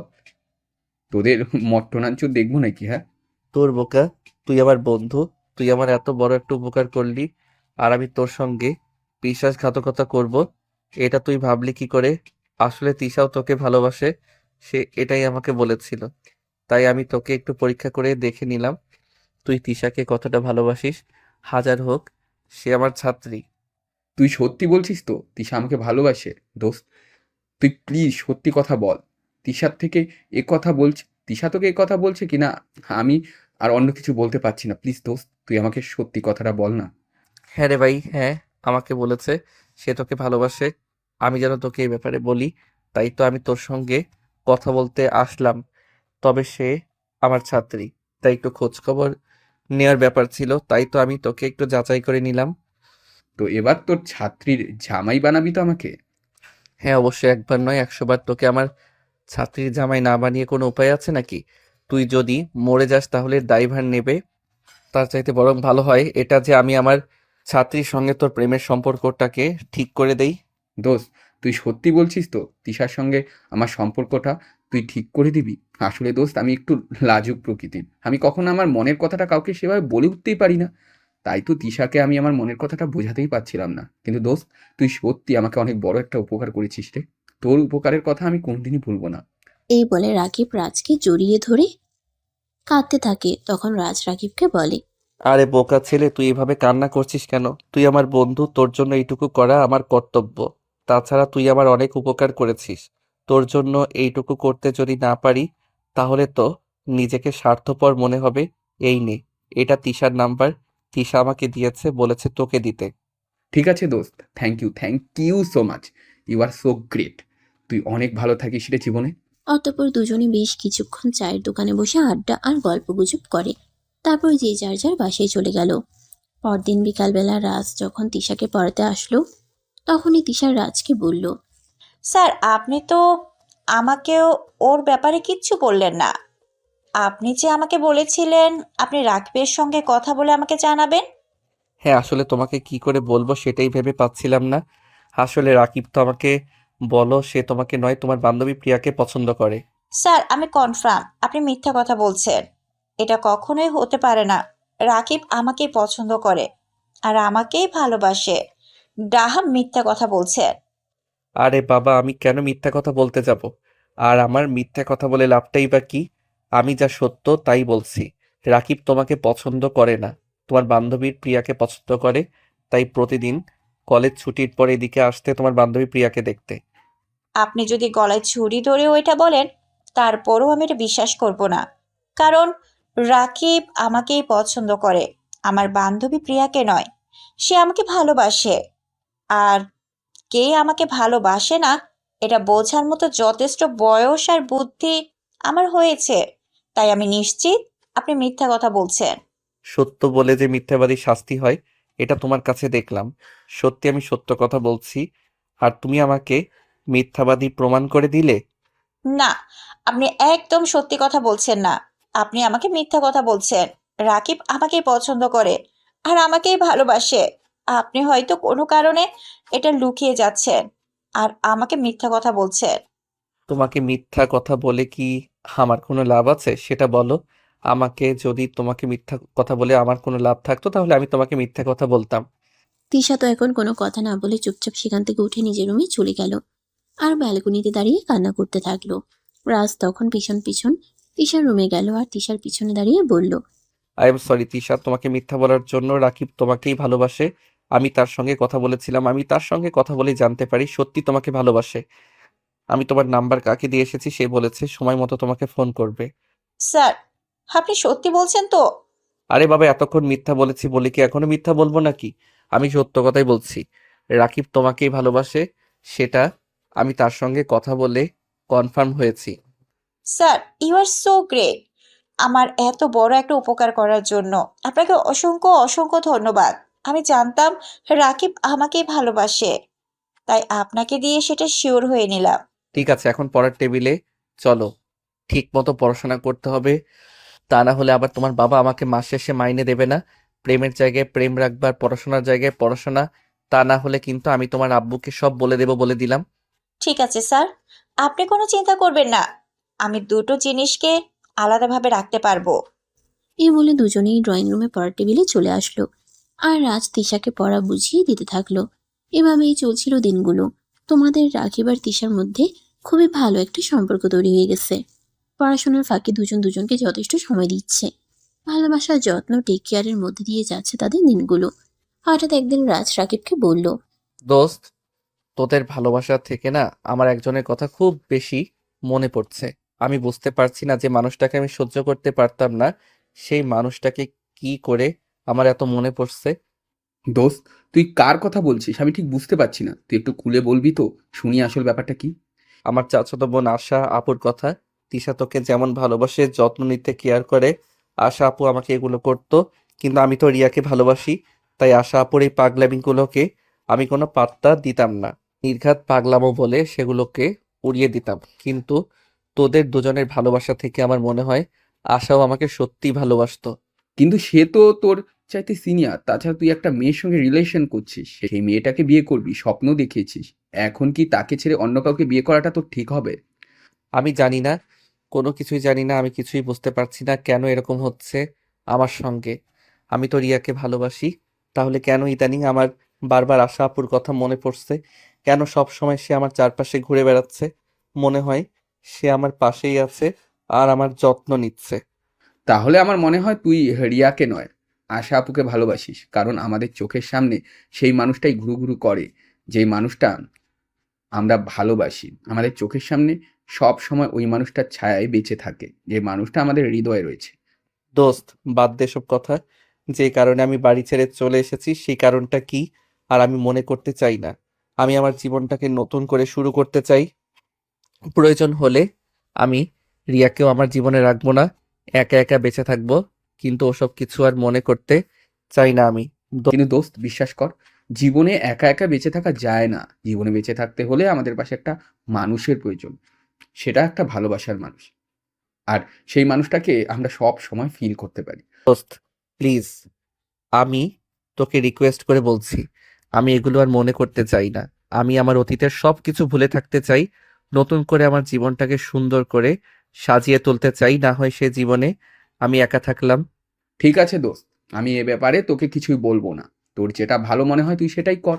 কারণ আমাদের উচিত আশেপাশে কি হচ্ছে সেদিকে নজর না দিয়ে নিজের মনের ইচ্ছেকে গুরুত্ব দেওয়া, নিজের মনের ইচ্ছেগুলোকে বাস্তবে রূপ দেওয়া। তাহলেই আমরা ভালো থাকতে পারবো, পূরণ হবে আমাদের মনের ইচ্ছেগুলো। এবারে দুজন দুজনের কাছ থেকে বিদায় নিয়ে চলে গেল। এরপর দেখতে দেখতে আরো 3টা বছর কেটে গেল। ইতিমধ্যে রাকিব আর তিশা বিয়ে করে ফেলেছে। রাজ আর রাকিব দুজনেই অনার্স কমপ্লিট করেছে। দুজনেই একটা কোম্পানিতে চাকরি নিয়েছে। তিশার অবস্থাও মোটামুটি ভালোই। তিশা 3 মাসের প্রেগনেন্ট। আজ তিশাকে ডক্টরের কাছে নিয়ে যাওয়ার কথা ছিল, কিন্তু রাকিব কোনো একটা কাজে অফিসে আটকে গেছে। তাই রাকিব রাজকে ফোন দিল। একটা প্রবলেম হয়ে গেছে রে। আজ তিশাকে নিয়ে ডাক্তারের কাছে যাওয়ার কথা ছিল, সে তো তুই খুব ভালো করেই জানিস। কিন্তু আমি তো অফিসের কাজে আটকে গেছি, এখন বেরোতেও পারবো না। তাছাড়া তুই তো খুব ভালো করেই জানিস আমাদের অফিসে বসের ক্যারেক্টার সম্পর্কে। এখন যদি আমি অফিস থেকে চলে যাই তাহলে হয়তো আমার চাকরিটাও চলে যেতে পারে। আরে বাবা, এত কাহিনী না করে মূল ঘটনাটা কি সেটা বলো শুনি। আসলে আমি তো আজ তিশাকে ডাক্তারের কাছে নিয়ে যেতে পারবো না। আর আজকে যদি ডাক্তারের কাছে নিয়ে না যাই তাহলে তিশা রাগ করবে। তুই একটু তিশাকে নিয়ে ডাক্তারের কাছে যেতে পারবি ভাই? একটা সরাসরি বললেই হতো, এত ঘুরিয়ে পেঁচিয়ে বলার কি আছে? তুই আমার বন্ধু, আর তোর জন্য এইটুকু করতে পারবো না? তাছাড়া তিশা আমার ছাত্রী, তবে তিশাকে আমি সবসময় নিজের ছোট বোনের মতো দেখি। আমার ছোট বোন নেই, তিশাকে আমি যথেষ্ট স্নেহ করি। সেটা তো তুই খুব ভালো করে জানিস। তাহলে এই কথাটা বলার জন্য এতটা সময় তোর কেন নিতে হবে? আই এম সরি দোস্ত। আচ্ছা, তাহলে তুই এক কাজ কর, তুই বাসায় চলে যা আর তিশাকে দিয়ে ডক্টরের কাছে গিয়ে ডাক্তারকে দেখিয়ে আয়, কেমন? আচ্ছা, ঠিক আছে, তুই থাক তোর অফিসের কাজ নিয়ে, আমি তিশাকে নিয়ে ডক্টরের কাছে। এই বলে রাজ ফোনটা কেটে দিল। তারপর সে একটা রিক্সা নিয়ে তিশার বাসায় চলে গেল। হ্যালো তিশা, কি করছিলে তুমি? আরে রাজ ভাইয়া, আমি তো রাকিবের জন্য অপেক্ষা করছিলাম। সে তো আমাকে বলল আজ অফিস থেকে এসে আমাকে নিয়ে ডাক্তারের কাছে যাবে। আসলে তিশা, রাকিবের অফিসে একটা প্রবলেম হয়েছে, সে আসতে পারবে না। তুমি আমার সঙ্গে চলো, আমি তোমাকে ডক্টরের কাছে নিয়ে যাই। ঠিক আছে, তাহলে আপনি একটু বসুন, আমি আপনার জন্য একটু নাস্তার ব্যবস্থা করি। আপনি আমার বাসায় এসেছেন, খালি মুখে চলে যাবেন? এটা তো আমার ভালো লাগবে না। আরে এগুলোর কোনো দরকার নেই, আমরা ডাক্তার দেখিয়ে ফেরার সময় কোনো একটা কফি শপ থেকে দুজনে কফি খেয়ে নিব। তোমার শরীরটা এমনি ভালো নেই, এখন আমার জন্য কষ্ট করে নাস্তা বানাতে হবে না। কিন্তু রাজ ভাইয়া, এভাবে আমার বাসায় এসে খালি মুখে চলে গেলে এটা কি আমার ভালো লাগবে? আরে তোমাকে বললাম, নাটক করে দেখিয়ে ফিরে আসার সময় আমরা কোনো একটা কফি শপ থেকে দুজনে কফি খেয়ে নেব, তাহলেই তো হয়ে যাবে। এখন চলো তো তাড়াতাড়ি, তা না হলে আবার লেট হয়ে যাবে। অতঃপর তিশা আর কোনো কথা না বলে রাজের সঙ্গে রেডি হয়ে বাসা থেকে বেরিয়ে গেল। রাজ তিশাকে নিয়ে ডক্টরের চেম্বারে চলে গেল। সেখানে বেশ কিছু টেস্ট করাতে হলো। টেস্টের রিপোর্ট ভালোই আসলো। তারপর ডাক্তার দেখিয়ে দুজনে বাসার উদ্দেশ্যে রওনা দিল। তখনই হঠাৎ তিশা বলে উঠল, কি ব্যাপার? তুমি না আমাকে বলেছিলে তুমি আমাকে কফি খাওয়াবে, তাহলে তুমি আমাকে নিয়ে চলে যাচ্ছ কেন? উফ আল্লাহ, আমি তো ভুলেই গিয়েছিলাম। যাই হোক চলো, সামনে একটা কফি শপ আছে, ওখানে খুব ভালো কফি বানায়। আমি আর রাকিব মাঝে মধ্যে ওখানে কফি খেতে আসতাম, আজ তোমাকে নিয়ে যাই। এই বলে রাজ তিশাকে নিয়ে সামনে কফি শপে চলে গেল। সেখানে কফিকে রাত ৮টার মধ্যে বাসায় চলে আসলো। তারপর রাজ তিশাকে তিশার বাসায় পৌঁছে দিয়ে নিজের বাসায় চলে গেল। আরে ভিউয়ার্স, আপনাদের তো বলাই হলো না, আর রাজ চাকরি পাওয়ার পর নিজে ছোট একটা ফ্ল্যাট বাসা ভাড়া নিয়েছে। ওখানে এসে থাকে। রান্না বান্না করার জন্য ছোট একটা কাজের লোক রেখেছে। সে রান্না বান্না, ঘর মোছা আর কাপড় ধোয়া এগুলো করে দিয়ে যায়। আর সে মোটামুটি একটা চাকরি করে সেখান থেকে মাসাল্লাহ ভালোই বেতন পায়। নিজের খরচ চালানোর পরও সে এখন কিছু সেভিংসও করতে পারছে। এভাবেই চলছিল তার দিনগুলো। হঠাৎ একদিন রাকিব আর রাজ অফিস ছুটির দিনে বাইরে চায়ের দোকানে বসে চা খাচ্ছিল। তখনই রাকিব রাজকে বলল, দোস্ত, অনেকদিন তো হলো বাড়ি থেকে চলে এসেছি, এবার আর অভিমান করে থাকিস না রে। এবার ফ্যামিলির মানুষের সঙ্গে যোগাযোগ কর। দোস্ত, যে সম্পর্ক ছিন্ন করে চলে এসেছি সেই সম্পর্ক আর জোড়া লাগাতে আমার ইচ্ছে করছে না। আমি আর আমার ফ্যামিলি মানুষের সঙ্গে কোনো যোগাযোগ করতে চাই না। ভাই, তোর সব কিছুই আছে, তারপরেও তুই সেগুলোকে মূল্য দিচ্ছিস না। আর আমি জন্মের পরে বাবা মাকে হারিয়েছি, সংসারটাকেও নিজের হাতে সামলাচ্ছি সেই ছোট থেকেই। আমার চাচা আমার বাবার সব সম্পত্তি দখল করে নিয়েছে। আমি তখন এসব ব্যাপারে বুঝতাম না। যাই হোক, যখন থেকে বুঝতে শিখেছি তখন থেকে একটু একটু করে গুছিয়ে রাখার চেষ্টা করি। আর তোরা তো সবকিছু আর তোর তো সবকিছু আছে, তাহলে তুই কেন এখানে পড়ে আছিস? যদি আমি আবার ওই বাড়িতে ফিরে যাই তাহলে আবার সবাই আমাকে ধরে বেঁধে আশা প্রসঙ্গে বিয়ে দেওয়ার চেষ্টা করবে, কিন্তু আমি আশা আপুকে বিয়েই করতে চাই না। কিন্তু আমার মনে হয় এটা তোর শুধু মুখের কথা না, মনের কথা। নয়তো কাট। কিন্তু আমার মনে হয় এটা তো শুধু মুখের কথা, মনের কথা নয়। তুই যদি আশা আপুকে পছন্দ নাই করিস, তাহলে এতদিন আশা আপুর কথা মন থেকে সম্পূর্ণভাবে মুছে ফেলতেই আমি প্রায়ই লক্ষ্য করি। তাহলে এতদিনে আশা আপুর কথা মন থেকে মুছেই ফেলতে পারতিস। আমি প্রায়ই লক্ষ্য করি তুই মাঝে মাঝেই ওর কথা বলিস। আশা আপু তোকে এটা করে দিত, ওটা করে দিত, আশা আপু তোকে এভাবে ওভাবে কেয়ার করতো। তোর মনে যদি আশা আপুর সম্পর্কে এই সমস্ত ভালোবাসা নাই থাকতো, তাহলে তুই এগুলো কেন তুলবি বল?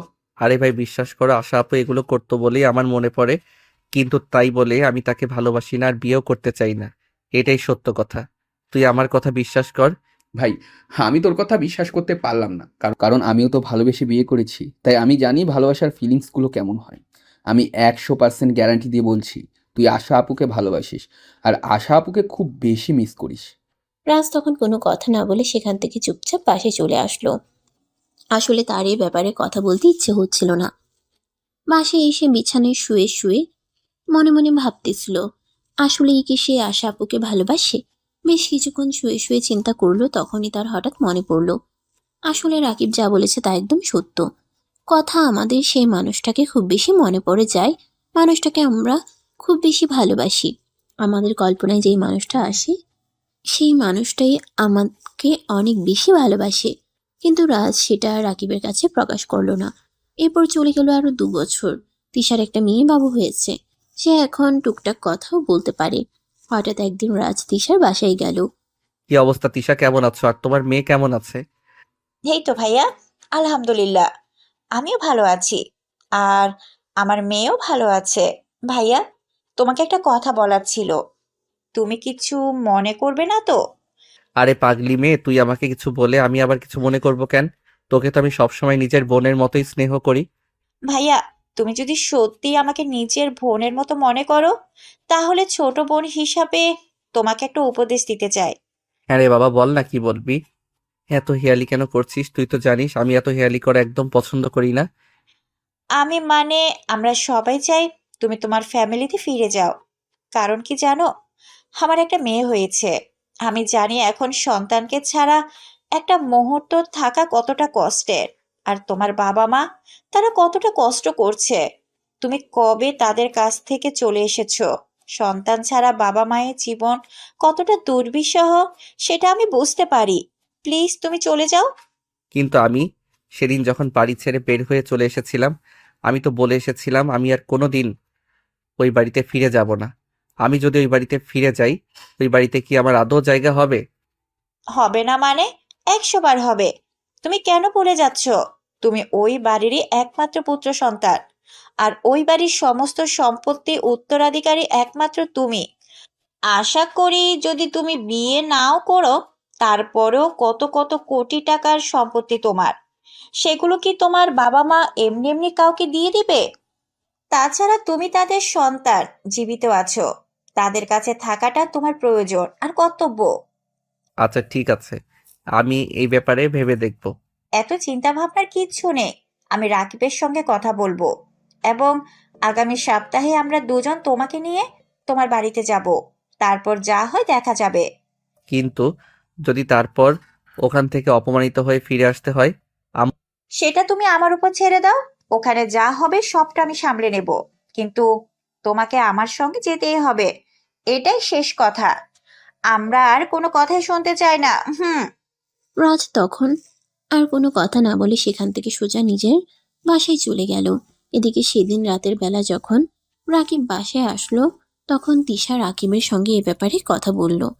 সবকিছু শুনে রাকিব তিশাকে বলল, আমি তো এই ব্যাপারে আজকে অনেক আগেই বলেছিলাম, কিন্তু সে তো আমার মুখের উপর না করে দিয়েছে। আমি আজ রাজ ভাইয়ের সঙ্গে কথা বলেছি। আমি ওনাকে সবটা বুঝিয়ে বলেছি। উনি আমাদের সঙ্গে যেতে রাজি হয়েছেন। চলো আগামী সপ্তাহে অফিস থেকে 1 সপ্তাহের ছুটি নিয়ে আমরা রাজ ভাইয়াকে ওনার বাড়িতে নিয়ে যাই। তারপর দুজনে মিলে ওনার বাবা মাকে সবটা বুঝিয়ে বলি, আর ওনাকে ওখানে দিয়ে আসি। ঠিক আছে, তুমি যখন বলছো তাহলে চলে যাওয়া যাক। তবে আমার মনে হয় রাজ আশা আপুকেই ভালোবাসে। কারণ কি যেন আমি সবসময় তার মুখ থেকে কারণ কি জানো আমি সবসময় তার মুখ থেকে আশা আপুর কথাই শুনি। কোনোদিনও আমি এটা শুনিনি যে সে একবারও বলেছে তার প্রেমিকা ওই ছিল, তার প্রেমিকা সেই ছিল। বারবার তাকে বলতে শুনেছি তার আশা আপু তার জন্য এইটা করতো, ওইটা করতো, এই করতো, এই করতো, এইসব। হ্যাঁ, সেজন্য তো আমরা দুজনে রাজ ভাইয়াকে তাদের বাড়িতে নিয়ে যাই। তারপর তার বাবা মার সঙ্গে কথা বলি, আশা আপুর সঙ্গেও কথা বলি। আশা আপু যদি এখনো রাজের জন্য অপেক্ষা করে বসে থাকে, তাহলে তো আমরা এটাই বুঝতে পারবো যে আশা আপু এখনো রাজকেই ভালোবাসে। হ্যাঁ, তুমি একদম ঠিক কথাই বলেছ। আমাদের হাতে এই একটা মাত্রই উপায় আছে, শুধু এইটা বোঝার জন্য। তাহলে চলো, আমি আগামী সপ্তাহে অফিস থেকে 1 সপ্তাহ ছুটি নিই। আর রাজকেও বলি অফিস থেকে ছুটি নিতে। তারপর তাকে নিয়ে তার বাড়িতে যাই। যদি ওখানে সবকিছু ঠিকঠাক হয়ে যায় তাহলে তো ভালোই। আর যদি সবকিছু ঠিকঠাক না হয় তাহলে তো আবার কাকে এখানে এসে চাকরি করতে হবে। আজও তো ওখানে। চলো ওখানে গিয়ে দেখা যাক পরিস্থিতিটা কি হয়। তারপর না হয় এসব কিছু নিয়ে ভাবা যাবে। অতঃপর পরের সপ্তাহে রাজ আর রাকিব দুজনেই অফিস থেকে ছুটি নিল আর রেডি হয়ে ঢাকার উদ্দেশ্যে রওনা দিল। তারা যখন রাজের বাসায় এসে পৌঁছালো তখন আনুমানিক বিকেল 3টার মতো হবে বাজে। সবাই ড্রয়িং রুমে বসে গল্প করছিল। তখনই রাকিব বাড়ির কলিং বেলে চাপ দিল। কিছুক্ষণ পর রাজের আম্মু এসে দরজা খুলে দিল। রাজ তখন পেছনে দাঁড়িয়েছিল। অতঃপর পরের সপ্তাহের রাজ আর রাকিব দুজনই অফিস থেকে ছুটি নিল আর রেডি হয়ে ঢাকার উদ্দেশ্যে রওনা দিল। তারা যখন রাজের বাসায় এসে পৌঁছালো তখন আনুমানিক বিকেল 3টার মতো হবে বাজে। সবাই ড্রয়িং রুমে বসে গল্প করছিল। তখনই রাকিব বাড়ির কলিং বেলে চাপ দিল। কিছুক্ষণ পর রাজের আম্মু এসে দরজা খুলে দিল। রাজ তখন পেছনে দাঁড়িয়েছিল। রাজের আম্মু রাকিবকে দেখে জিজ্ঞাসা করলো, কি ব্যাপার বাবা, তুমি কে? তোমাদের তো কি ব্যাপার, তুমি কে? তোমাকে তো চিনতে পারলাম না। এখানে কি কোনো দরকার এসেছো? হ্যাঁ, আপনার ছেলেকে নিয়ে এসেছি। কি বলো তুমি? আমার ছেলে তো অনেকদিন আগে আমাদের সঙ্গে মনোমালিন্যতা করে কোথায় চলে গেছে, তার কোনো খোঁজ নেই। তাহলে এখন তুমি কোথা থেকে আমার ছেলেকে নিয়ে এসেছো? আম্মু, এই যে আমি। এই বলে রাজ তার আম্মুকে জড়িয়ে ধরলো। তার আম্মুও তাকে জড়িয়ে ধরে কান্না করতে লাগলো আর বলতে লাগলো, বাবা, এভাবে তুই আমাদেরকে রেখে চলে যেতে পারলি? তুই আমাদের একমাত্র সন্তান, সেটা তুই খুব ভালো করেই জানিস। তুই চলে যাওয়ার পর আমরা তোকে ছাড়া শহর খুঁজেছি, কিন্তু কোথাও খুঁজে পাইনি। জানিস আমাদের কতটা কষ্ট হয়েছে। আমাকে ক্ষমা করে দাও, আর কখনো এরকম করব না। তোমরা আমাকে যা বলবে আমি তাই করব। আমি তোমাদের সব কথা মেনে চলবো, আর কখনোই তোমাদের কথার অবাধ্য হব না। প্লিজ এবারের মতো আমাকে ক্ষমা করে দাও। তুই আমাদের সন্তান, তুই যদি হাজারটা ভুল করিস তারপরেও আমরা তোর সেই ভুলগুলো ক্ষমা করে দিব। কিন্তু বাবা প্লিজ, তুই আর আমাদের এভাবে ফেলে রেখে চলে যাস না। আমাদের এখন বয়স হয়েছে, আমাদের এখন হাসি খুশি ভাবে জীবনটাকে বার করা প্রয়োজন। আর সেখানে তুই কিনা আমাদেরকে এভাবে কষ্ট দিতে চাস? বললাম তো আম্মু, আর কখনো এরকম করব না। প্লিজ আমাকে শেষবারের মতো ক্ষমা করে দাও। রাজের আম্মু তখন রাজকে নিয়ে বাড়ির ভিতরে গেল। সবাই রাজকে এতদিন পর দেখতে পেয়ে অনেক খুশি। সবাই কান্না করছে, কেউ কিছু বলতেই পারছে না। এতদিন পর বাড়ির ছেলে বাড়িতে ফিরে এসেছে বলে কথা সবাইকে খুশি না হয়ে থাকতে পারে নাকি? আর তখনই হঠাৎ আশা আপু নিজের রুম থেকে এতগুলো মানুষের কথাবার্তার আওয়াজ শুনে নিচে চলে আসলো। সিঁড়ি দিয়ে নামছিল আর তখনই রাজকে দেখতে পেয়ে এসে চিৎকার দিয়ে উঠল, রাজ, এতদিন তুই কোথায় ছিলি জানিস? আমি তোর জন্য কত মানত করেছিলাম, কত রাত কান্না করতে করতে পার করেছি। আল্লাহর কাছে নামাজে শুধু তোকেই চেয়েছি। প্রত্যেকটা মোনাজাতে আমি আল্লাহর কাছে বলেছি, আল্লাহ তুমি আমার রাজকে আমার কাছে ফিরিয়ে দাও। আমি আর জীবনে কিছুই চাই না। রাজ তখন কোনো কথা না বলে চুপচাপ দাঁড়িয়েছিল। সে কি বলবে, কিসের ভেবে পাচ্ছে না। তখনই পাশ থেকে রাকিব আর তিশা তাকে বলল, রাজ, আশা আপুর সঙ্গে কথা বল। আশা আপু এখনো তোর অপেক্ষায় আছে। প্লিজ এবার আর অ্যাভয়েড করিস না। কিন্তু রাকিব, আরে আরে কোনো কিন্তু নেই। তোমার কাছ থেকে আর কোনো অজুহাত শুনতে চাই না। তোমাকে যেটা বলেছি তুমি সেটাই করবে। দেখছি তুমি ভালোবাসাকে কাছে পাওয়ার জন্য কতটা ব্যাকুল হয়েছিলেন। এখন তোমার ভালোবাসার মানুষটা এতদিন ধরে তোমার জন্য অপেক্ষা করছে। এখন সেই মানুষটাকে অবহেলা করাটা তোমার একদমই ঠিক হবে না। তুমি যাও, আপুর সাথে কথা বলো। রাজ তখন আর কোনো কথা না বলে আশার কাছে গেল। আশা তখনই তাকে জড়িয়ে ধরে হাওমাও করে কান্না করে দিল। আরে আমি তো তোকে ভালোবাসতাম, কিসের কমতি ছিল আমার, যা তোর ওই গার্লফ্রেন্ডের মধ্যে ছিল? কেন তুই করলি এরকমটা আমার সঙ্গে? জানিস শুধু আমি না, ফ্যামিলির সবগুলো মানুষ কতটা কষ্ট পেয়েছে। একটা বার তোর সঙ্গে যোগাযোগ করতে সবাই কত চেষ্টা করেছে, কিন্তু তুই এতটা পাষাণ কি করে হতে পারলি? কি করে আমাদের সবাইকে এতটা কষ্ট দিতে পারলি? I am sorry. সবাই আমাকে ক্ষমা করে দাও, আর কখনো এরকম করব না। অতঃপর আস্তে আস্তে পরিবেশটা একটু শান্ত হয়ে আসলো আর সবাই মিলে সেখানে বসেই গল্প গুজব করতে থাকলো। সেদিন রাতের বেলায় রাজের আম্মু নিজের ছেলের জন্য নিজের হাতে অনেক পদ খাবার রান্না করলেন আর ছেলেকে নিজের হাতে খাইয়ে দিলেন। এরপর সবাই মিলে গল্প গুজব করে ঘুমাতে চলে গেল। পরদিন দুপুরবেলা সবাই আবার ড্রয়িং রুমে এসে তখন রাকিব আর তিশা আশা আর রাজের ব্যাপারে কথা তুলল। আঙ্কেল আন্টি দেখুন, আপনাদের ফ্যামিলির পার্সোনাল ম্যাটারে আমার কথা বলাটা যদিও ঠিক হবে না, কিন্তু আমার মনে হয় কথা বলাটা উচিত। আরে বাবা, তুমি এভাবে কেন বলছো? আমাদের ছেলেকে আবার আমাদের জীবনে ফিরিয়ে দিয়েছো তুমি। আমাদের ফ্যামিলির আর একটা সন্তানের মতোই। বলো, কি বলবো তুমি? আসলে আপনারা বিশ্বাস করবেন কিনা আমি জানি না, কিন্তু যেটা সত্যি আমি সেটাই বলছি। রাত যখন আপনাদের কাছ থেকে চলে যায় তখন আমার কাছে যায়, আর তারপর থেকে তার সব কিছু আমি দেখাশোনা করি। সে আমার ভালো বন্ধু হয়ে ওঠে, আর তারপরেই তার কাছ থেকে আশা আপুর কথা জানতে পারি। তারপর প্রায়ই প্রতিদিনই তার কাছ থেকে আশা আপুর গল্প শুনতাম। আশা আপু সবসময় তার চিন্তা ভাবনা ছিল, সবসময় সে আশা আপুকে নিয়েই কথা বলতো। সে আমাদের কাছে বলতো আশা আপু কিভাবে তাকে ভালোবাসতে হয়, যত টেক কেয়ার করতে হয়, কিভাবে কি কি করতে হয়। কিন্তু সে একটা বারের জন্য আমাদের কাছে এটা বলেনি যে তার ভালোবাসার মানুষ, মানে যে মেয়েটার জন্য সে এই বাড়ি ছেড়ে চলে গেছে, সে তাকে কতটা যত্ন করত, টেক কেয়ার করত। এই ব্যাপারগুলো তার কাছ থেকে কোনোদিনই আমি শুনতে পাইনি। সে তো আমাকে ভালোবাসে না বলে এই বাড়ি ছেড়ে চলে গেছিল। তাহলে কেন সে আমার কথা বলছো? এটা আমি বিশ্বাস করতে পারলাম না। হ্যাঁ আপু, আপনি একদম ঠিক কথাই বলেছেন। এটা প্রথমে আমরাও বিশ্বাস করতে পারতাম না, কিন্তু আপনি হয়তো জানেন, বিগত 5 বছর সে আমাদের কাছে ছিল। 5 বছরে 5 বারও তার মুখে তার প্রেমিকার নাম শুনতে পারেনি। প্রতিদিন অন্তত 10 বার হলেও সে আপনার নাম নিত। তাতে কি প্রমাণিত হয় আপনি আমাদের বলেন? কিন্তু আমরা যখন তাকে আশাকে বিয়ে করতে বলেছিলাম তখনই সে তো আমাদের সঙ্গে ঝামেলা করে এখান থেকে চলে যায়। হ্যাঁ আন্টি, কারণ তখন তো তার আবেগ দিয়ে সবকিছু ভাবার মতন সময়টা ছিল। তখন তো আর সে বিবেক দিয়ে কোনো কিছু চিন্তা করতে পারেনি, তাই এরকমটা হয়েছিল। এখন তার বোঝার মতন বয়স হয়েছে, সব কিছুতে এসে বুঝতে পারে, তাই সব কিছুতে ফেসেই মানুষে বুঝতে পারে। তাই আন্টি, আমি আর তিশা সব কিছু চিন্তা ভাবনা করে তারপর আপনাদের কাছে নিয়ে এসেছি। এখন এটা আপনাদের ফ্যামিলিগত ব্যাপার, আপনারা কি করবেন ভেবে দেখুন। কিন্তু আমার মনে হয় রাজ আশা আপুকেই ভালোবাসে। অতঃপর সেখানে বেশ কিছুক্ষণ নীরবতা চলছিল। কে কি বলবে সেটাই ভেবে পাচ্ছিল না। তখনই মাঝখান থেকে রাজ বলে ওঠে, দেখো, আমি যেটা করেছি সেটা ভুল এবং অন্যায়, আমি সেটা মেনে নিচ্ছি। কিন্তু আমি আজ একটা সত্য কথা বলি, যদি কাউকে মিস করাটাকে ভালোবাসা বলে তাহলে আমি আশা আপুকে মিস করি।